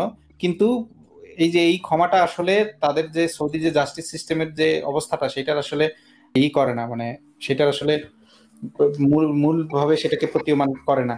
তো এই হচ্ছে মূলত তাদের মূল সিস্টেমটা, এটা করেছে তারা। ওই যে এরা তো মূলত একের পর এক পরিবর্তনগুলো আনছে এই ফ্যামিলিটাই, তো সেই তারই ধারাবাহিকতায় আর কি এরকম। তো ক্ষমা করে দিচ্ছে, ধর্ষিতাকে ক্ষমা করে দেওয়ার এই কথাটা যখনই শুনি আসলে হাসি পায়, যে ধর্ষিতাকে ক্ষমা করছে মানে এটা কেমন কথা? ধর্ষিতাকে আবার ক্ষমা কি, মানে সে ধর্ষিত হয়েছে এটাই তার পরে। এনিওয়ে, শেখ সাদিক ভাই তাহলে ভালো থাকবেন, আমরা পরের জনের কাছে চলে যাই। অনেক ধন্যবাদ যুক্ত হওয়ার জন্য। মাত্র ভাই আমি শেষ একটা জিনিস দেখাতে হ্যাঁ চাই। হ্যাঁ, প্লিজ প্লিজ। এই যে ইসলাম কিউএ, আমি একটা স্ক্রিনশট দিয়েছি। ইসলাম কিউএ তে যে জিনিসটা বলা হচ্ছে দেখেন, ইসলাম কিউএ এটা আপনারা নিশ্চয়ই জানেন যে এটা হচ্ছে গিয়ে খুবই বিখ্যাত একটা ওয়েবসাইট। সৌদি আরবের যে স্ট্যান্ড, সৌদি আরবের শরিয়া কাউন্সিলের যে স্ট্যান্ড, রিলিজিয়াস কমিটির যে স্ট্যান্ড, সেটা এখান থেকে পরিষ্কারভাবে বোঝা যায়। এখানে একটা কোশ্চেন এসছে, I know that in the past if someone has committed adultery they had to bring 4 witnesses, my question blah blah blah. এখানে অ্যান্সার দিয়েছে, অ্যাকর্ডিং টু ইসলামিক শরিয়া জিনা can only be proven by clear evidence, namely the testimony of 4 trustworthy and sound witnesses who saw it actually happen, or by confession of guilty, মানে যিনি, মানে 4 জন সাক্ষ্য, অথবা যিনি এই অপরাধটা করেছে, যে ধর্ষক যে অপরাধটা করেছে তার কনফেশন, মানে তার স্বীকারোক্তি, or by the woman becoming pregnant, মানে মহিলা যদি প্রেগনেন্ট হয়ে যায় সেটাও একটা এভিডেন্স হিসেবে গণ্য হবে। এখানে পরের লাইনে যে জিনিসটা লেখা আছে, it can not be proven by DNA testing or by use of cameras or any videos in place of the things mentioned above, Allah knows best. মানে হচ্ছে এখানে কিন্তু পরিষ্কারভাবে বলে দেওয়া হচ্ছে, আপনারা এই লাইনটা যদি একটু ভালোভাবে পড়েন, it can not be proven by DNA testing, কোন ধরনের মেডিকেল টেস্টিং এই শরিয়া কোর্টে গ্রহণযোগ্য না। এইটা ইসলাম কিউএ ওয়েবসাইটে সরাসরি পরিষ্কারভাবে এই জিনিসটা উল্লেখ করা আছে। এরপরেও যদি কেউ টানা পেঁচায় তাহলে তো ভাই আর কিছু বলার নেই। আচ্ছা, একটা প্রশ্ন এসেছে। আচ্ছা, আমি একটু যেভাবে প্রশ্ন আসে সেভাবেই একটু তাহলে আমরা পড়ি। একটা প্রশ্ন এসেছে, প্রশ্নটা হলো, ইসলামে কি দুর্গাপূজার ছুটি দেওয়া জায়েজ আছে? না, একদমই নাই, নাউজুবিল্লাহ। ইসলামে ধর্ম মানে কি ব্লা ব্লা ব্লা ব্লা ব্লা ব্লা বলা হচ্ছে, এটার মানে হচ্ছে ধর্ম শুধুমাত্র ইসলাম, দ্বীনুল ইসলাম, তাহলে তো এটার সুযোগই নাই। এনিওয়ে, এই ইব্রাহিম হুজুরের কাছে প্রশ্ন করেন, সেম ভাবেই উত্তরটা পাবেন আপনি, হাইড্রোজেন পারঅক্সাইড। আচ্ছা, আসিফ ভাই কিছু বলবেন ওই প্রশ্নের উত্তরে? না না ভাই, আর কি বলবো, বলে আচ্ছা, তো দিন দাও ভাইয়ের কাছে চলে, অনেকেই অপেক্ষা করছিলেন, বেশিরভাগই চলে গেছেন, নতুনরা যুক্ত হয়েছেন। আমি আসলে চাচ্ছিলাম পুরনোদেরকে, যারা অনেকক্ষণ ধরে অপেক্ষা করছেন। ভাই, আপনি কি খেয়াল করেছেন এই যে ধর্ষণের মহোৎসব লেগে গেছে, এই সুযোগে একদল লোক দাবি করছে শরিয়া কায়েম করার, মানে যখন সবাই মিলে এই সময় বিচার চাচ্ছে, ফাঁসি চাই, ধর্ষকদের ফাঁসি চাই, ফাঁসি চাই, ধর্ষকদের ফাঁসি চাই, এই যে বলছে, তাদের সাথে গিয়ে তাল মেলাচ্ছে একদল হচ্ছে মুমিন ভাইরা, এবং মুমিন ভাইরা যেটা দাবি করছে এই সুযোগে, যে এই যে আপনাদের দাবি দেখেন আর আমাদের দাবি দেখেন একই, হত্যা, পাথর মেরে আরো নৃশংসভাবে হত্যা। আন্দোলনকারীরা বলছে প্রকাশ্যে ফাঁসি দিতে হবে, আর ওরা বলছে প্রকাশ্যে পাথর মারতে হবে। বাহ, কি দারুণ মিল তোমাতে আর আমাতে, কি দারুণ মিল। এই যে দুই দলের মধ্যে চমৎকার মিল পাওয়া গেল, এই মিলটা দেখিয়ে মুমিন ভাইরা দাবি করছে, দেখেন আপনারা যা দাবি করেন, দেখেন 1400 বছর আগে আলহামদুলিল্লাহ আমার দিলের নবী সেটা দিয়ে গেছে, আপনারা পাইলট প্রজেক্ট গ্রহণ করে জাস্ট কয়েকটা সাজা দিয়ে দেখেন কোরআনের আলোকে। যদিও সেটা নিয়ে আমরা অলরেডি আলোচনা করে ফেলেছি, কোরআনের আলোকে যে সম্ভব না বা হাদিসের আলোকে যে সম্ভব না, কিন্তু আমার কনসার্নটা হচ্ছে এই যে মৌলবাদীরা যে এই যে সুযোগটা নিচ্ছে আমাদের যে দুর্বল জায়গাগুলোতে, বা আমাদের যেখানে একটু সুযোগ পাচ্ছে সুযোগ সন্ধানী হিসেবে, সেখানে যে তারা সুযোগ নিচ্ছে, এই সুযোগে তাদের ইসলামকে ঢুকায় দিচ্ছে। এই প্রসঙ্গে আসিফ ভাই যদি কিছু বলতেন। হ্যাঁ ভাই, এই প্রসঙ্গে তো যে জিনিসটা আমি একটা লেখা লিখতেছি আসলে ইসলামে যে ধর্ষণের বিষয়টা নিয়ে, সেটার ভিতরে আসলে মূল ব্যাপারটা হচ্ছে যে নারী সম্পর্কে আমাদের ধারণাটা কি, সেটাই হচ্ছে আমার মনে হয়, আমার ব্যক্তিগত মতামত হচ্ছে এটাই হচ্ছে ধর্ষণের মূল কারণ হচ্ছে এটা, যে মেয়েদের সম্পর্কে আমরা কি ধারণা করি। কিন্তু ইসলামে বা ধর্মে নারী সম্পর্কে ধারণাগুলো অত্যন্ত অবমাননাকর, এবং নারীকে শুধুমাত্র একটা ভোগ্যপণ্য হিসেবেই সমস্ত ধর্মগুলা চিহ্নিত করে। সুতরাং কোনো ধরনের ধর্মীয় আইন দ্বারা আসলে ধর্ষণের মতো ব্যাপার কখনোই রোধ করা যায় নাই, ভবিষ্যতে কখনো রোধ করা যাবে না। এবং এই যে মানে পাথর ছুঁড়ে মারাটারা, এগুলাতে আসলে আরো ভয়ঙ্কর অবস্থা দেখা দিবে। কারণ হচ্ছে ইসলামের যে আইন বিচার ব্যবস্থা, সেখানে দেখেন একটা জিনিস সবসময় বারবার আমরা বলি যে এই যে সমস্ত দেশে দেখা গেছে যে ধর্ষণের ফলে ধর্ষককে আসলে ক্যাপিটাল পানিশমেন্টটা দেয়া হচ্ছে, সে সমস্ত দেশে দেখা গেছে কি যে একটা জিনিস, যে ধর্ষণের পরে ধর্ষিতাকে মেরে ফেলা হয়। কারণ হচ্ছে গিয়ে কোনো প্রমাণ রাখতে চায় না আর ধর্ষক, কারণ ধর্ষক যখন একটা ধর্ষণটা করার ইমিডিয়েট পরেই তার যখন মনে হয় যে এই ব্যাপারটা তো বিচারের দিকে যদি যায় এবং আমার যদি মৃত্যুদণ্ড হয়, তাহলে তো আমার আর কিছু হারাবার নাই। এবং সেই বিচারটা থেকে রেহাই পাওয়ার জন্য তারা যে জিনিসটা করে, যে একটা এভিডেন্স পরিষ্কার করে এবং এই মেয়েটাকে মানে খুন করে ফেলে। অনেক সময় দেখা যায় খুবই বিভৎস কায়দায় খুন করে ফেলে, অনেক সময় দেখা যায় কেটে টেটে ফেলে, একদম মানে করে ফেলে, পুরায় টুরায় দেয় যেন সমস্ত এভিডেন্স লোপাট হয়ে যায়। এখন এই এই কাজগুলা করে হচ্ছে আতঙ্কের কারণে, কারণ তাকেও তো ওই যে মানে যদি এই যে আপনি ভয়ঙ্কর পানিশমেন্টটা যদি তাকে দেন, যে তাকে এইরকম ভয়ঙ্কর একটা পানিশমেন্টের ভিতর দিয়ে যেতে হবে, সেই রাগটা সে আসলে করে হচ্ছে কি সেই মেয়েটার উপরে, যে মেয়েটাকে সে ধর্ষণ করেছে। এই কারণে সমাজবিজ্ঞানীরা এই জিনিসটা বারবার দেখিয়েছে যে যে সমস্ত দেশে এই ধরনের ভায়োলেন্ট ক্যাপিটাল পানিশমেন্ট দেওয়া হয়, প্রকাশ্যে শিরোচ্ছেদ করা হয় অথবা প্রকাশ্যে বেত্রাঘাত বা পাথর ছুঁড়ে মারা হয়, সেই সমস্ত দেশে বেশিরভাগ সময় ধর্ষিতা বেঁচে থাকে না। ধর্ষণের মামলাটা করার জন্য বেশিরভাগ সময় ধর্ষিতা বেঁচেই থাকে না, কারণ এই ভয়ে ধর্ষক মেয়েটাকে মেরে ফেলে এবং এভিডেন্স নষ্ট করে ফেলে। তো এইরকম যদি মানে ঘটে, এই জিনিসটা তো আমরা চাই না। আমরা চাই যে ধর্ষিতা যে মেয়েটা ধর্ষিতা হয়েছে, সেই মেয়েটা একটা সুবিচার পাক এবং সেই মেয়েটাও যেন বেঁচে থাকুক। এই জিনিসটা তো আমাদের মানে আমলে আনতে হবে। এরকম চিন্তা ভাবনা এত বদ্ধ করে রাখলে এবং মানে ইয়াগুলা না চিন্তা করলে, কনসিকুয়েন্স গুলা চিন্তা না করলে, তো এরকম এদের সাথে কথা বলে বা লাভ কি, জিনিসটা আমি বুঝি না। অনেকে দাবি করতেছে যে ধর্ষকের নুনু কেটে দেওয়া হোক, পুরুষাঙ্গ কেটে দেওয়া হোক, এইটা করা হোক, সেটা করা হোক। এগুলো আমার কাছে খুবই অশিক্ষিত লোকের মতো কথা বলে মনে হয় ভাই। এক্স্যাক্টলি, বর্বরতা দিয়ে কখনোই আসলে অপরাধ দমন করা যায়নি, এরকম কোনো রেকর্ড নাই কোথাও, পৃথিবীর কোথাও এই ধরনের কোনো রেকর্ড নাই, বরং উল্টা রেকর্ডটা আছে। মানে আমরা যে কেবল থিওরিটিক্যালি কথাগুলো বলছি তা না, বাস্তবেই উল্টা রেকর্ডটা আছে। পক্ষে কোনো রেকর্ড নাই, বিপক্ষে রেকর্ড আছে, একদম পুরো স্ট্যাটিস্টিক্স আছে, এখনো সেটা বিদ্যমান আছে। মানে এমন না যে অতীতে ছিল, এখনো বিদ্যমান আছে। বর্বরতা দিয়ে কখনোই কোনোদিন অপরাধীকে ইয়ে করা যায় না। আর একটা পয়েন্ট কি যেন আমি বলতে চাচ্ছিলাম, যে ভুলে গেলাম, মানে কমপ্লিমেন্টারি একটা পয়েন্ট ছিল যে ও হ্যাঁ, সেটা হচ্ছে এই যে দেখেন, তারা দাবি করছে সবাই মুসলিম হয়ে গেলে, শরিয়া আইন কায়েম হলে, এরকম বর্বর শাস্তির বিধান থাকলে আর অপরাধটা হবে না। এই যে দাবিটা যে করছে, এই দাবিটা মানে কিভাবে সম্ভব? মানে তাদের দাবিটার মধ্যে যে ভুলটা আছে তারা কি বুঝতে পারছে না? তারা পাথর মেরে হত্যার একটা ভিডিও দিয়ে তারা এটা বলছে, কমেন্ট করছে বা পোস্ট করছে। ভাই, যারে হত্যা করা হলো সে মুসলিম, যে কায়দায় হত্যা করা হলো সেটা ইসলামিক কায়দা, শরিয়া আইন প্রতিষ্ঠিত অবস্থায়। তার মানে সে মুসলিম থাকা অবস্থায়, শরিয়া আইন কায়েম থাকা অবস্থায় 1400 বছর পরে এসেও তার মানে সে রেপটা করেছে, তার মানে এই ঘটনাটা ঘটেছে। তাহলে ভয় দেখিয়ে যে এই কাজটা ঠেকানো যায় না, সেটা তো মানে একটা কেস থাকলেই তো এনাফ প্রমাণ করার জন্য, মানে এত তো কেস লাগে না আসলে ইনফ্যাক্ট। আচ্ছা, একজন যুক্ত হতে চাচ্ছিলেন মারুফ ভাই, আমরা আজকে আর অতিথি নিচ্ছি না, আগামী দিন যুক্ত হন, আগামী দিন আপনার সাথে কথা হবে, কেমন? ভাই কেমন আজকে আছেন, একটু কথা বলা আমি যাবে? ভালো আছি, কিন্তু আজকে কথা বলতে পারছি না, আগামী দিন আপনার সাথে কথা হবে, আগামী দিন যুক্ত হন, কেমন? আমি আচ্ছা ভাই, ভাই বলছিলাম ওই ঈসা নবী এদেরকে নিয়ে সরি কি ভাই, কোনো আজকে মানে আর কথা বলতে পার, ঠিক আছে ভাই, আপনাকে মানে ব্যাক স্টেজে রেখেই বললে ভালো হতো তাহলে, সরি, আমি দুঃখিত বরং। ঠিক আছে, তো এই যেটা বলতে চাচ্ছিলাম যে সেটা হচ্ছে বর্বরতা দিয়ে কখনো পরিবর্তন করা যায় না।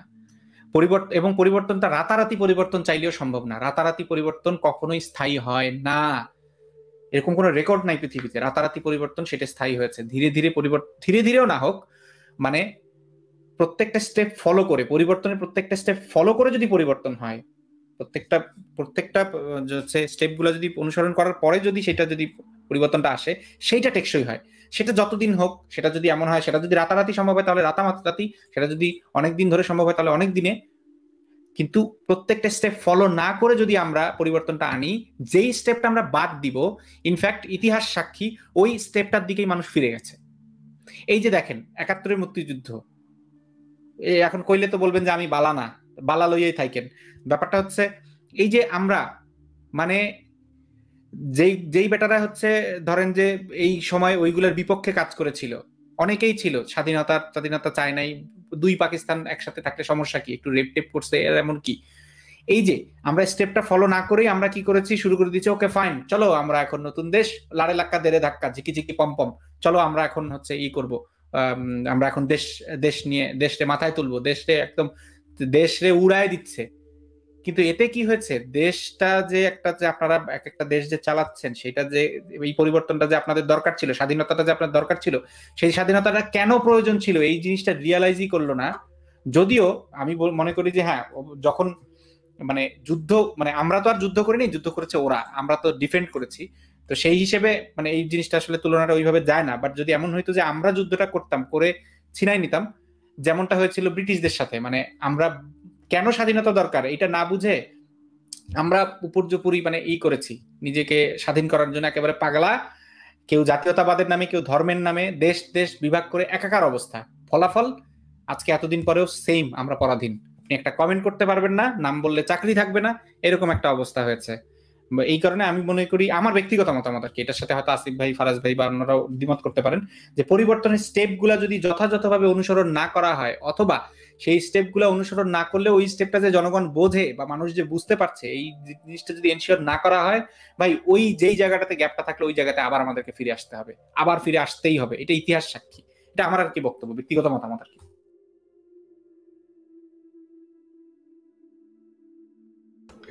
আমি কিছু বলতে পারি?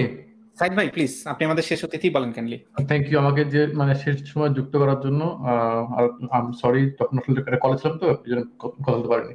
তো আজকে আমি একটু আপনি মাতুর ভাই এবং আসিফ ভাইয়ের কাছে প্রশ্ন করবো, একটা প্রশ্ন রাখবো, আশা করি তারা বলবে। আমি জানি আপনারা হচ্ছে গিয়ে ধর্মের বিরুদ্ধে বা শরিয়া আইনের বিরুদ্ধে।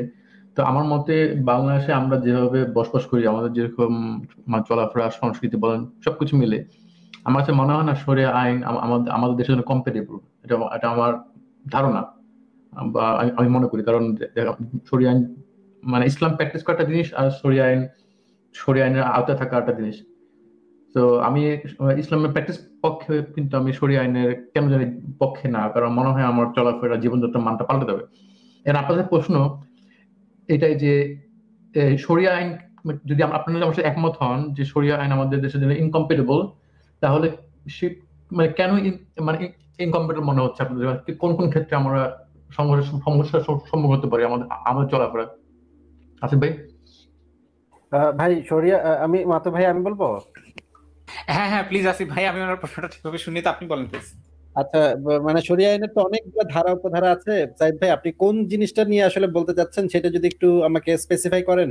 যেমন ধরেন, এই যে ধর্ষণের ইয়াটা কি, ধর্ষণের ব্যাপারটা কি? শরিয়া আইন তো বলবে যে মেয়েদেরকে মাহরামের অনুমতি ছাড়া বাইরে যাওয়ারই অনুমতি নাই।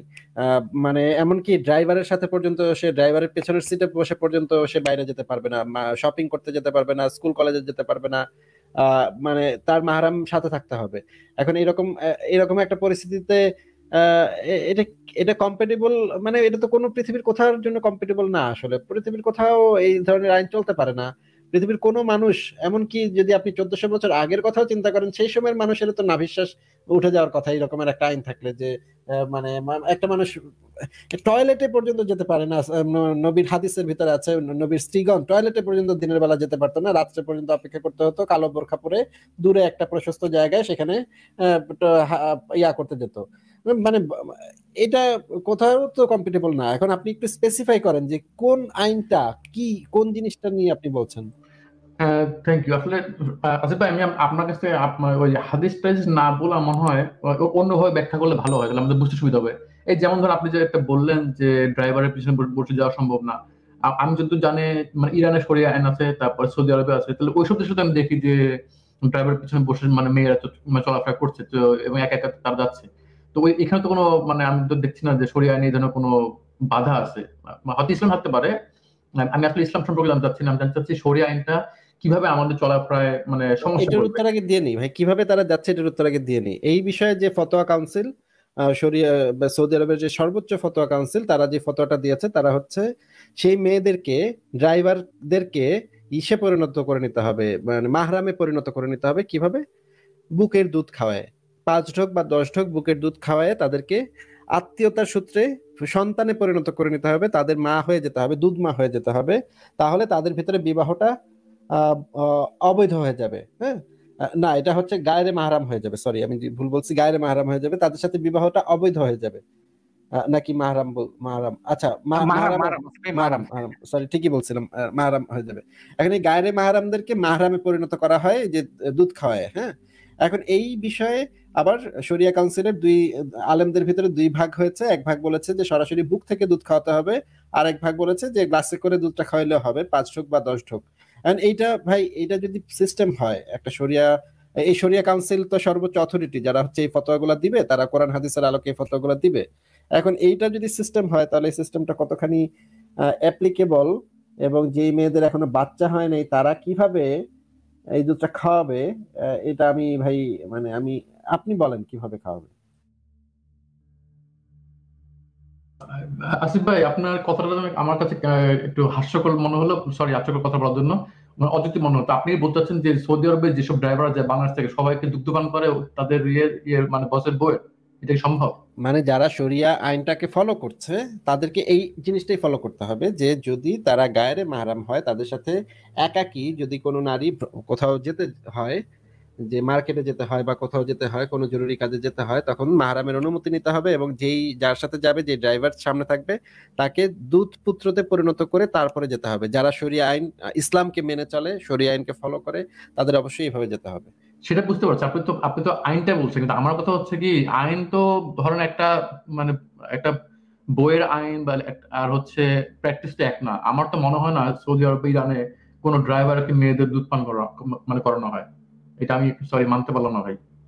ভাই, এটা আপনার আপনার মানা না মানা দিয়ে কিছু যায় আসে না ভাই। এটা সৌদি আরবের শরিয়া কাউন্সিল থেকে এই ফতোয়া দেওয়া হয়েছে, আপনি একটু ফতোয়াটা সার্চ করে দেখেন, পাবেন। আপনাকে দেখাতে পারবেন কেউ, মাতুব ভাই বা আসিফ ভাই? মাধু ভাই, ফতোয়াটা কি আছে আপনার কাছে? জি, জি, জি, নিঃসন্দেহে একটু সময় দিলে আপনি আসিফ ভাই কথা বলতে থাকেন, আমি দেখাচ্ছি। আমি হাদিসগুলো দেখাতে পারি, ফতোয়াটা আমার কাছে আপাতত নাই। মাধু ভাই আচ্ছা দেখাবে বোধহয়। আসিফ ভাই, তাহলে তাহলে আপনি এটা তো একটু বললেন, আপনি অন্যান্য বিষয়ে বলতে পারেন, যেমন তুলনা করে। আচ্ছা, এটা ধরে নিলাম আছে বা মাতুবা ভাই বের করুক। আপনার অন্যান্য কিছু বলতে পারেন যে আপনি মেয়ে না, আপনি আমি কিছু বলতে পারেন আমাদের জন্য কোনো সমস্যা হবে, মানে পুরুষদের কোনো সমস্যা হবে, আছে আপনার কাছে মনে হয়? ভাই, আমার তো মনে হয় এটাতে মেয়েদের জন্য সমস্যা হলে সেই সমস্যাটা আলটিমেটলি আমাদেরও হবে। একটা সমাজে যদি একটা অংশ যদি এই ধরনের এইভাবে অধিকার বঞ্চিত হয়, এবং তাদেরকে যদি সারাক্ষণ পর্দার ভিতরে এবং সারাক্ষণ ইসের ভিতরে, মানে শাসনের ভিতরে তাদেরকে সারাক্ষণ চোখে চোখে রাখার এরকম একটা সিস্টেম থাকে, তাহলে তো সেটা আমাদেরও সমস্যা হবে। আর যেটা হচ্ছে যে এই যে ধর্ষণের যে মামলাটা, ধর্ষণের যে ব্যাপারটা নিয়ে আজকে আলাপ করছিলাম, এই ক্ষেত্রে তো দেখা যাচ্ছে শরিয়া আইন ভয়ঙ্কর রকমের, মানে এই আইনটা তো তাহলে একদম ভয়ঙ্কর ব্যাপার হয়ে যায়। এই জিনিসটা আমরা আলোচনা করেছি যে শরিয়া আইনটা আসলে জিনার অন্তর্ভুক্ত নাকি ডাকাতির অন্তর্ভুক্ত। কিছু কিছু আলেম বলেছেন ডাকাতির অন্তর্ভুক্ত, কিছু কিছু আলেম বলেছেন জিনার অন্তর্ভুক্ত। এখন আপনি আমাকে এটা নিয়ে আলাপ করতে চাইলে সেটা নিয়ে বলতে পারি।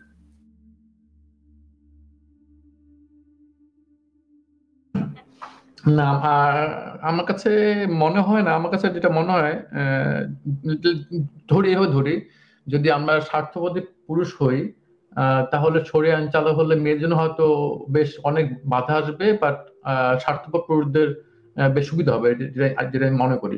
মানে মানে অ্যাডভান্টেজ নেওয়া যাবে, প্রচুর অ্যাডভান্টেজ নেওয়া যাবে। যেমন আপনার একাধিক বিয়ে করা যেতে পারে। তারপরে আপনার মানে ইরানের যে যে যে প্র্যাকটিসটা হয় মুথা বিয়ে, ওটা হতে পারে। এবং আবার একটা লাভ হচ্ছে, আপনার প্রস্টিটিউশন কিন্তু উঠে যাবে। এই শরিয়া আইন আসলে দেশ থেকে কিন্তু প্রস্টিটিউশন উঠে যাবে। কারণ যেখানে আপনার মুথা এটা বিয়ে, আপনাকে কে বললো ভাই? এটা আপনাকে কে বললো? না, যেখানে আপনার মুথা বিয়ের বিধান থাকবে, সেখানে প্রস্টিটিউশন কোনো দরকার তো আমি দেখি না। না না না, এই ইসলামের দেনমোহর জিনিসটাই তো হচ্ছে লজ্জাস্থান খরিদ হালাল করার মূল্য পরিশোধ। তাহলে তো এটা তো একটা হালাল প্রস্টিটিউশন। মানে যে দেখা যাবে যে টাকা পয়সা নাই সেই মেয়েদেরকে ধনী পুরুষদের কাছে বিক্রি করে দেওয়া হবে। মানে বিয়ে যেটা চারজন না মেয়ে রাখতে পারবে। আচ্ছা, আমি এই যে ইয়াটা দেখিয়েছি, বিবিসির একটা ইয়া দিয়েছি, মাতু ভাই আপনি যদি থাকেন একটু শেয়ার দিয়ে। এই যে এটা বিবিসির একটা ইয়া, আপনি দেখেন যে breastfeeding fatwa causes tear. One of Sunni Islam's most prestigious institutions is to discipline a cleric after he issued a decree allowing women to breastfeed their male colleagues. এখানে দেখেন, এখানে এই জিনিসটা ফ্যামিলি বন্ড করার কথা বলা হয়েছে। এই যে আল আজহার বিশ্ববিদ্যালয়ের ফতোয়া কাউন্সিল থেকে এই জিনিসটা দেওয়া হয়েছে মিশরের। এই জিনিসটা আমি এই মুহূর্তে খুঁজে পেয়েছি, আরো অনেকগুলো খুঁজে পাওয়া যাবে, আপনি একটু সার্চ করে দেখেন। কো-ওয়ার্কারদের নিয়েও আছে আর কি, আসিফ ভাই, কো-ওয়ার্কার, মেল কো-ওয়ার্কারদেরকে একসাথে কাজ করার জন্য মেল কো-ওয়ার্কারদের নিয়েও ফতোয়ার বারবার এসেছে আর কি, ফেরত এসেছে। আচ্ছা, ব্রেস্ট ফিড তো দুধ থাকা লাগবে, তো ব্রেস্ট ফিড মানে তো দুধ থাকা লাগবে। তো না, এখানে সাকল শব্দটা আছে অনেক জায়গায়, মানে হচ্ছে চুষা, মানে ব্যাপারটা হচ্ছে দুধ যদি নাও থাকে, দুধ চুষাটা, প্রসঙ্গে আসুন ভাই। কারণ দুধ পান যদি হয় তাহলে ব্যাপারটা হয় যে দুধ তো ভাই বাটিতে করেও খাওয়ানো যায়, কিন্তু বাটিতে খাওয়ানোর কথা কোথাও নাই। কিন্তু কিছু কিছু লিবারেল মুসলিম, কিছু কিছু মডারেট মুসলিমরা দাবি করেছেন যে বাটিতে করে খাওয়ানো চলবে, কিন্তু সেটা আসলে অথেন্টিক না। আসলে অথেন্টিক হচ্ছে যে ওইখান থেকে চুষে, মানে জিব্বা দিয়ে চুষে চুষে খেতে হবে। আসিফ ভাই, আপনার সাথে আমি একটা বিষয় আগেও ইয়ে করছি, কি বলে এটাকে, প্রতিবাদ করছি বলতে পারেন। আজকে আবারও সেটা করতে হচ্ছে। আপনি এটাকে বললেন ওই যে ডেনমোরের কথা। আসলে আমি আপনাকে আগে বলছি, ডেনমোরটা একটা প্রথা বলতে পারেন, এটা আইনের একটা অংশ। আমাদের দেশে ডেনমার্ক কিন্তু সেই ইসলামিক ওয়েতে, আপনি যে বলছেন যে ভ্যাজানা কিনে নেওয়া বা সামথিং, বা যৌনাঙ্গ কিনে নেওয়া, আসলে কিন্তু আমাদের সমাজে সেটা ওভাবে হয় না। হতে পারে আমাদের মানে আপনার ইতিহাস বলেন বা হ্যাঁ, অতীতে মানে হয়তো এভাবে করে লেখা আছে বা সামথিং, হয় না ভাই। যে প্র্যাকটিসটা হয় না, সেই জিনিসটাকে আপনি বলতে পারেন না, যে জিনিসটা আপনি কিন্তু ট্যাগ লাগাতে পারেন না, জিনিসটা এভাবে হয়। এটা আমার মনে হয় মেয়েদের জন্য একটা অপমানজনক। আপনি অপমান করছেন মেয়েদেরকে, এটা এটা তো আমি এই ওয়ার্ডের মিনিং তো আমি করি নাই তো ভাই, ওয়ার্ডের মিনিং ইসলাম করেছে। ইসলামের শরীয়তের মতে দেনমোহর হচ্ছে যৌনাঙ্গ, নারীর যৌনাঙ্গ ভোগ হালাল করার মূল্য পরিশোধ। এটা তো তাহলে আপনি ইসলামকে দায়ী করেন, ইসলামের যে গ্রন্থগুলো আছে, অথেন্টিক গ্রন্থগুলো আছে, হাদিসগুলো আছে, সেগুলোকে দায়ী করেন। আমি তো জাস্ট সেটা বললাম, সেটা বর্ণনা করলাম যে ইসলামে এই জিনিসটা আছে। আমি যখন একটা জিনিস রেফারেন্সিং করবো, আমি যদি হিটলারকে রেফার করি, হিটলারের মাইন কাম্প থেকে একটা কোট নিয়ে এসে আপনাকে বলি, তাহলে কি আপনি আমাকে দোষ দিবেন নাকি হিটলারকে দোষ দিবেন? ভাই এটা কেমন কথা? মানে একটা আমার কাছে খুবই বোকার মতো কথা বলে মনে হলো। না না, আমি ওটা বলছি না তো। আপনি যে বলছেন হ্যাঁ ইসলামে, ধরুন আমি মানলাম ইসলামে আছে, আপনি হাদিসটা দেখাচ্ছেন, আমি এটা বললাম। আমার পয়েন্ট হচ্ছে গিয়ে, বর্তমানে আমাদের কোনো নারী কিন্তু যখন ডেনমার্ক বা কাজে যখন পড়ায় বা বিয়ে আইনগত ভাবে বিয়ে যখন হয় বা রেজিস্টার হয়, সেই জিনিসটা কিন্তু আমরা ওইভাবে করে দেখি না। মানে ওটা যদি আমরা ওইভাবে করে দেখি না, ঠিক আছে তোমাকে এত টাকা দেওয়া হচ্ছে তোমার যৌনাঙ্গ কিনে নেওয়ার জন্য, এটা কিন্তু কখনো আমরা জানতাম মতো না। এই জিনিসটা কেউই জানে না। তো তো তো তাকে তো যৌনাঙ্গ, মানে এই দেনমোহর জিনিসটা কি, এটা তো প্রত্যেক মুসলিম নারীর জিজ্ঞাসা করা উচিত ইমাম সাহেবকে, হুজুর আমি যে দেনমোহরটা নিচ্ছি এটা আসলে কি মিন করে, এটা ইসলামের শরীয়তে এটা মানে কি, এটা জিজ্ঞাসা করে নেওয়া উচিত না? এখন জানে না দেখে তো সেই জিনিসটা জাস্টিফাই হয় না ভাই। এখন কিন্তু বাংলাদেশের এবং পৃথিবীর সমস্ত দেশের মানুষ কিন্তু অরিজিনালি আসলে জানে যে জিনিসটা আসলে কি। হয়তো কেউ এটা নিয়ে কথা বলে না, কিন্তু অরিজিনালি কিন্তু জানে জিনিসটা কি। কারণ হচ্ছে আমাদের দেশে যখন দেখবেন যে একটা মেয়েকে বিয়ে দেওয়া হয়, বিয়ে দেওয়ার সময় বলে দেওয়া হয় তুমি এই যে যাচ্ছ, লাল শাড়ি পরে যাচ্ছ, কাফনের কাপড় পরে ফেরত আসবে, এবং তুমি এই মানে এই জিনিস এইরকম কথা বলে দেওয়া হয় যে তোমার এখন থেকে তোমার ঘর হচ্ছে ওইটা, এটা আর তোমার ঘর না। মানে বাবা মা তার মেয়েকে বলে দেয় যে এটা আর তোমার ঘর না, তোমার ঘর হচ্ছে তোমার স্বামীর ঘর, তোমার শ্বশুর শাশুড়ির সেবা করা, স্বামীর সেবা করা, এটাই হচ্ছে তোমার জীবন। এই জিনিসটা কিন্তু মৌখিকভাবে বেশিরভাগ বাংলাদেশের কোটি কোটি নারীকে এই একই কথাটা শুনতে হয়। এটা আপনি অস্বীকার করতে পারেন, কিন্তু এটাই সত্য। বাংলাদেশ এবং বিভিন্ন মানে ধর্মান্ধ রক্ষণশীল সোসাইটি গুলাতে এটাই সত্য কথা। এবং এই জিনিসটা ডেভেলপ করার পিছনে এই দেনমোহর প্রথাটা একটা গুরুত্বপূর্ণ ভূমিকা পালন করেছে। কারণ দেনমোহর জিনিসটাই হচ্ছে মানে নারীরা টাকা নিয়েছে যৌনাঙ্গটা দেওয়ার জন্য, এবং তার কাছ থেকে বাবা মা এখন দায় মুক্ত, তার কোনো দায় দায়িত্ব আর তারা নিবে না। এবং একই সাথে সেই পুরুষ যখন তার কাছে মানে তার যখন যৌন চাহিদা হবে পুরুষের, তখন যখনই নারীর কাছে এসে মানে স্ত্রীর কাছে সে যৌন চাহিদা মেটাবার জন্য বলবে, তখনই স্ত্রী সেই যৌন চাহিদা মেটাতে বাধ্য থাকতে হবে। এটাও ইসলামের বিধান। এখন এই জিনিসগুলা তো সরাসরি ম্যারিটাল রেপকে সরাসরি জাস্টিফাই করে। এখন তারপরে হচ্ছে গিয়ে আরো অনেকগুলা ইসলামের ভিতরে অনেকগুলা রেপ আসলে জাস্টিফাইড রেপ, মানে ইসলামের শরীয়তে জাস্টিফাইড রেপ, এগুলার কোনো মানে নাই, বিচার নাই। তাহলে আপনি আমাকে বলেন যে এই জিনিসগুলা বলতে হবে না, এই জিনিসগুলা মানে জানতে হবে না আমাদের?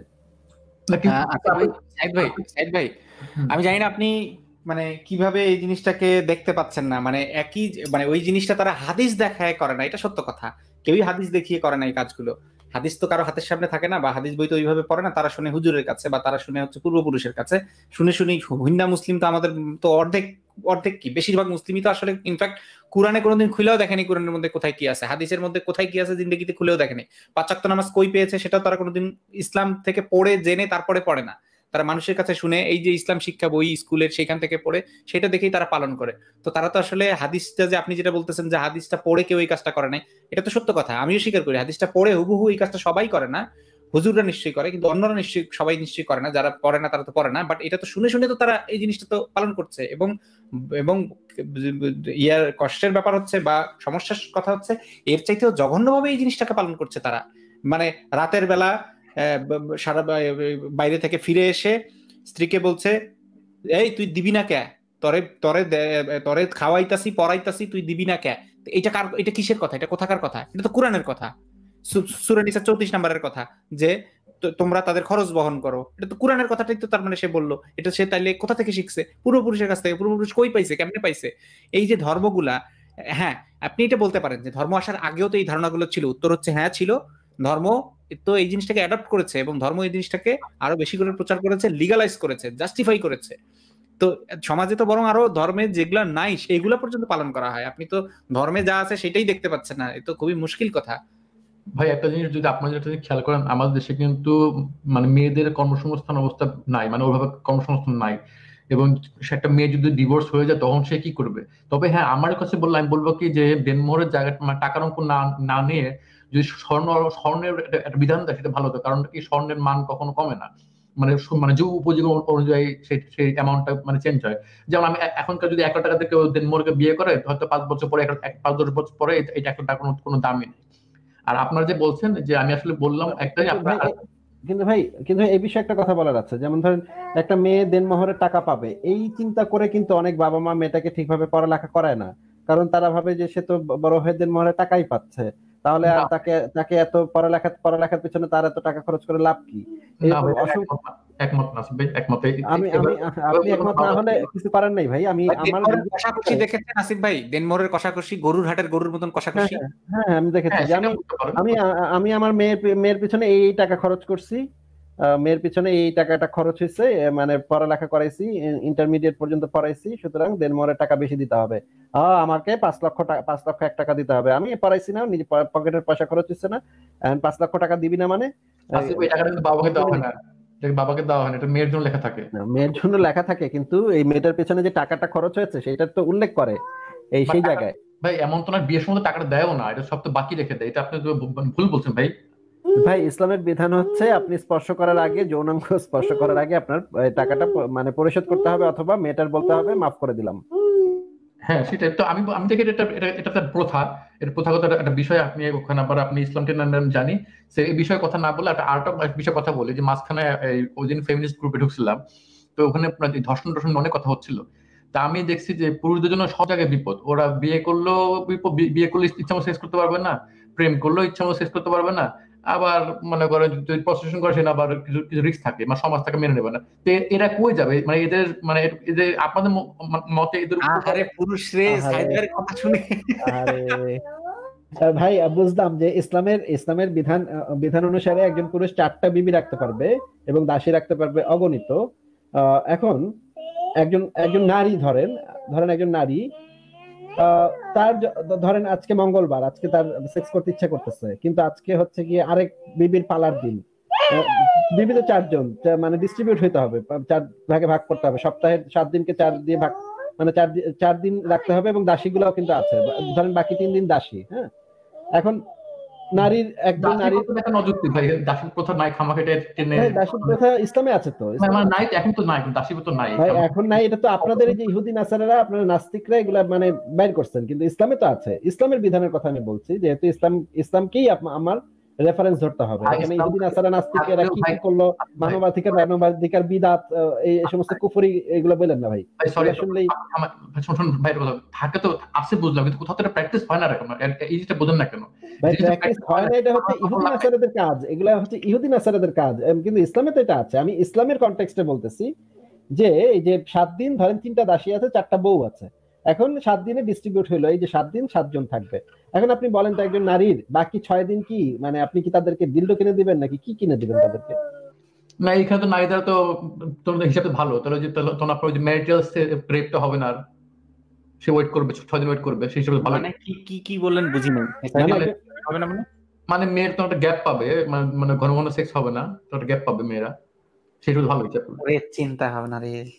না ঠিক আছে, এটা বলতে এই কারণে আপনারা তো বলেন যে বিয়ে হলে যে সেক্স করা যাবে এরকম কোনো কথা নেই, তো আমি সেই আচ্ছা ঠিক আছে, সাইদ ভাই আরেকটা প্রশ্নের উত্তর দেন তো এখানে প্রাসঙ্গিক, যে ধরেন জান্নাতে গেল, জান্নাতে তো 72টা পাবে এক একজন মুমিন পুরুষ, এবং এক একবার সেক্স নাকি 70 বছর ব্যাপী স্থায়ী হবে।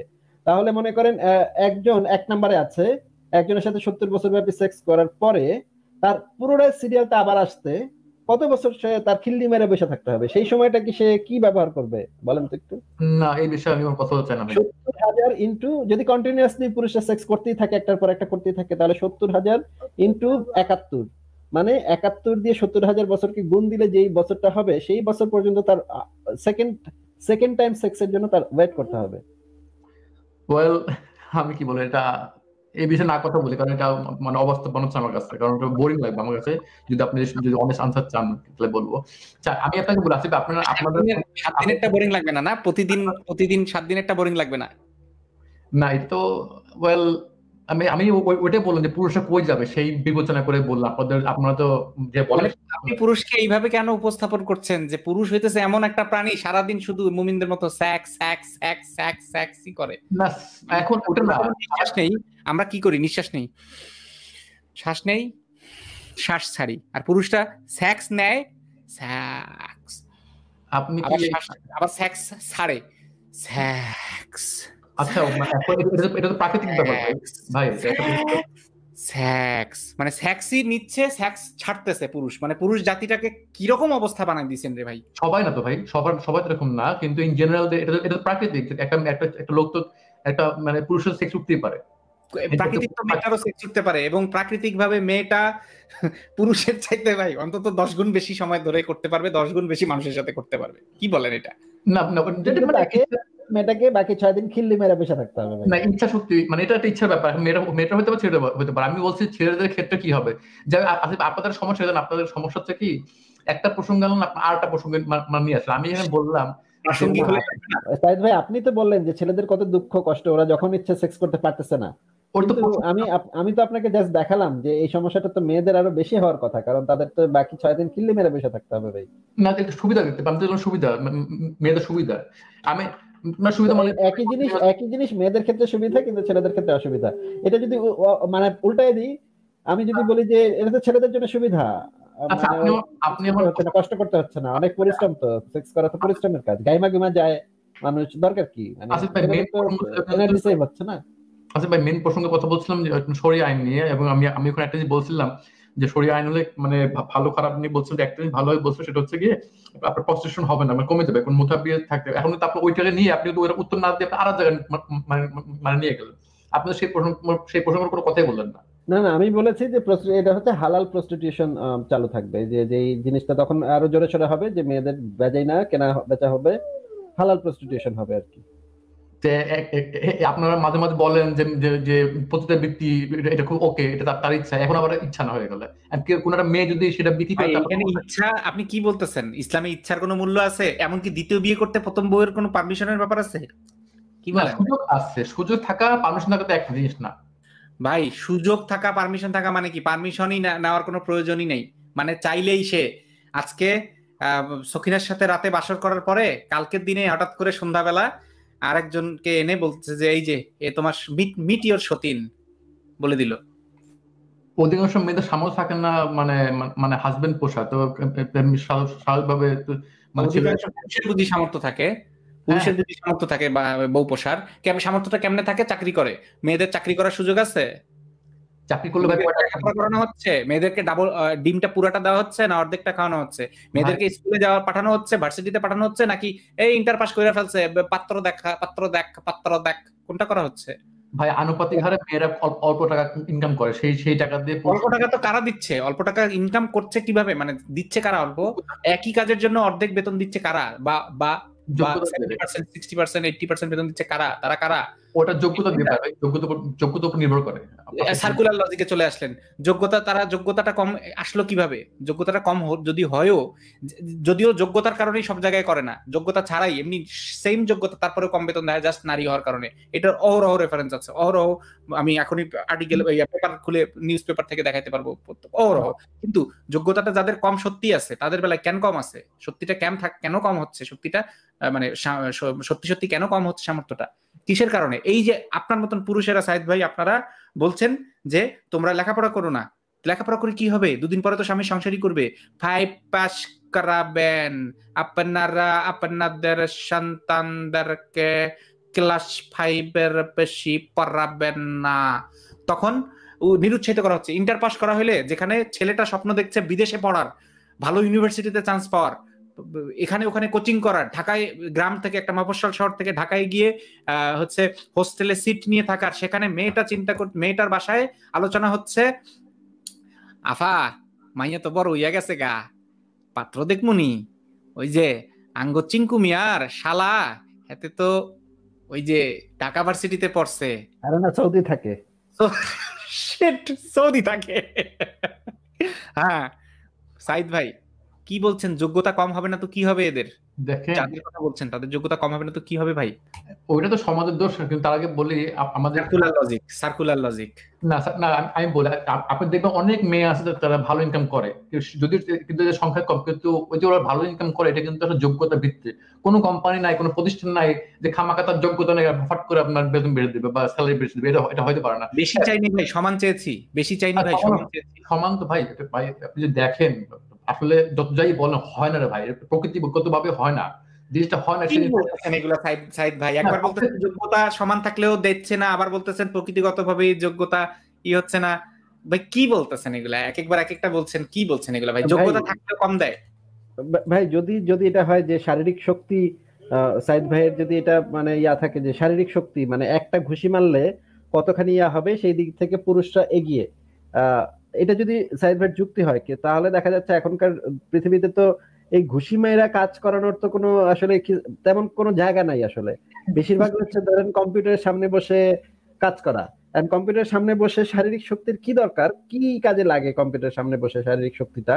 ধরেন আমার পা দুইটা অনেক শক্তিশালী, এই শক্তি দিয়ে আমি কম্পিউটারের সামনে বসে এমন কিটা ফালাবো, কি চুল ফেলবো বলেন?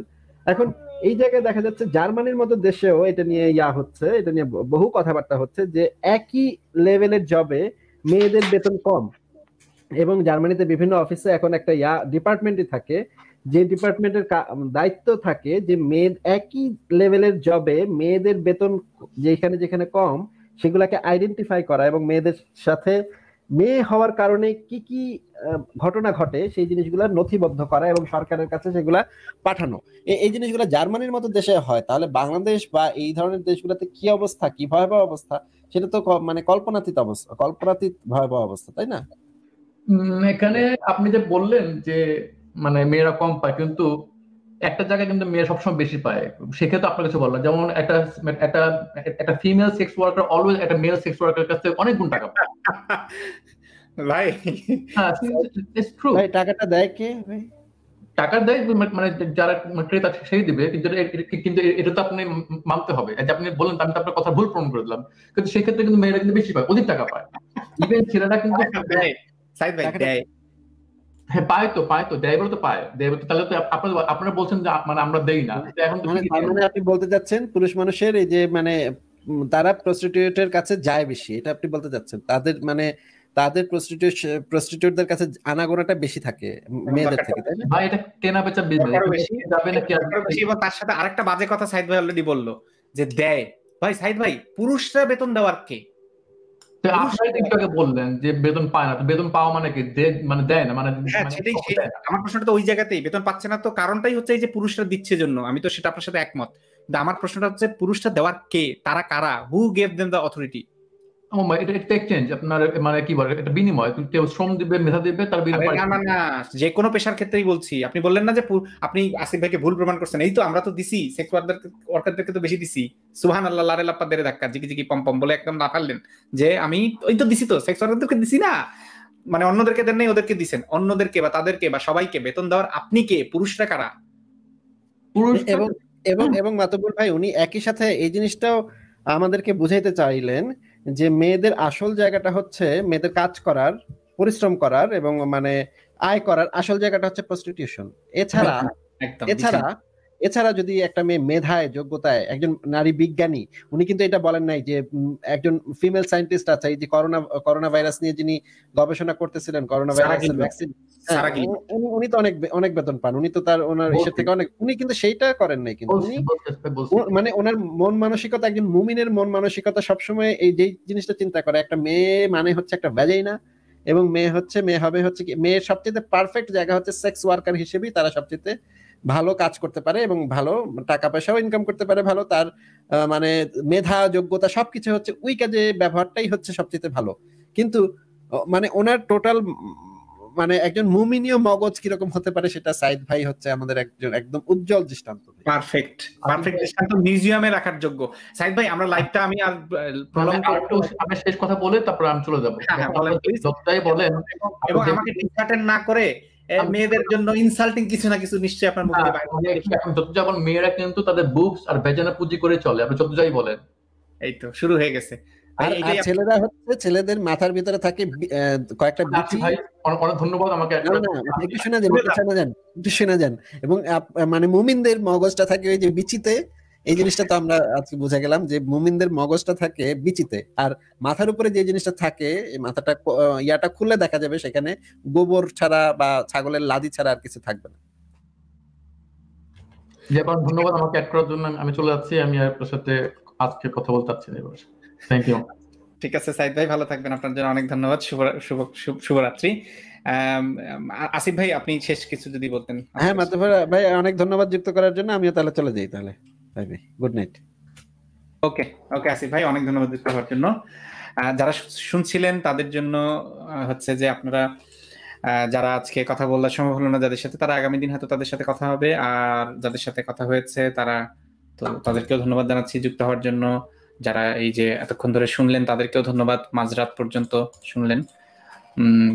তো আপনাদের সাথে আরো অনেক নিত্য নতুন বিষয়ে কথা হবে। আপনাদের অনেকেই চান যে শুধুমাত্র আমাদেরকে প্রশংসা জানাতে, সেই প্রশংসাগুলোর বদলে আপনারা যদি আচ্ছা আপনারা যদি চান আমাদের সাথে হচ্ছে প্রশংসা জাতীয় বা এই যে অভিমত জাতীয়, সেইগুলো হচ্ছে আমাদেরকে ই করে মানে আমাদেরকে পার্সোনালি আর কি জানাতে পারেন, তাহলে হয় কি সময়টা বাঁচে, এবং তাহলে হয় কি অন্য যারা হচ্ছে কনস্ট্রাকটিভ বা নতুন কোনো টপিক নিয়ে আলোচনা করতে চায় তাদের জন্য একটু সুযোগ হয়। আর আপনারা আমাদের উপর নির্ভর না করে একটু হচ্ছে একটু সার্চ টার্চ করেন, নিজেরা একটু তথ্য করেন, এরকম করেন আর কি। আর যারা এই যে সাইদ ভাইয়ের মতন মানুষ আছেন, এই যে মুমিন মাইন্ড যেগুলা হচ্ছে, এইগুলা ভাই আপনারা চলতি ফিরতি মানুষ, মানে আমাদের চোখের সামনে চলেন ফেরেন, এবং বাংলাদেশে কোটি কোটি মানুষরা হচ্ছে এই মানে তাদের রিপ্রেজেন্টেটিভ হচ্ছে এই মাইন্ডটা, এই মানুষটা।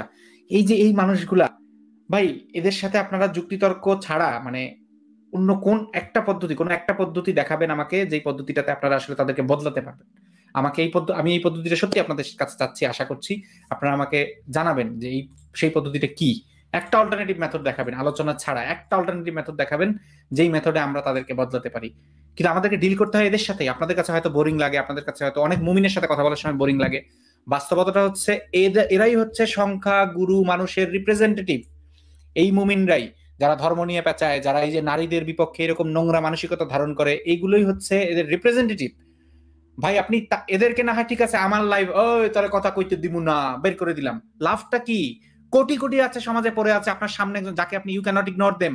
এইরকম মানুষ আছে আপনার সামনে দাঁড়ায় আছে চেয়ারম্যান, এলাকার চেয়ারম্যান, তার কথা মানতে আপনি বাধ্য। এলাকার এমপি নেতা, তাদের মানতে আপনি বাধ্য। তাদেরকে আপনি কিভাবে সরাবেন?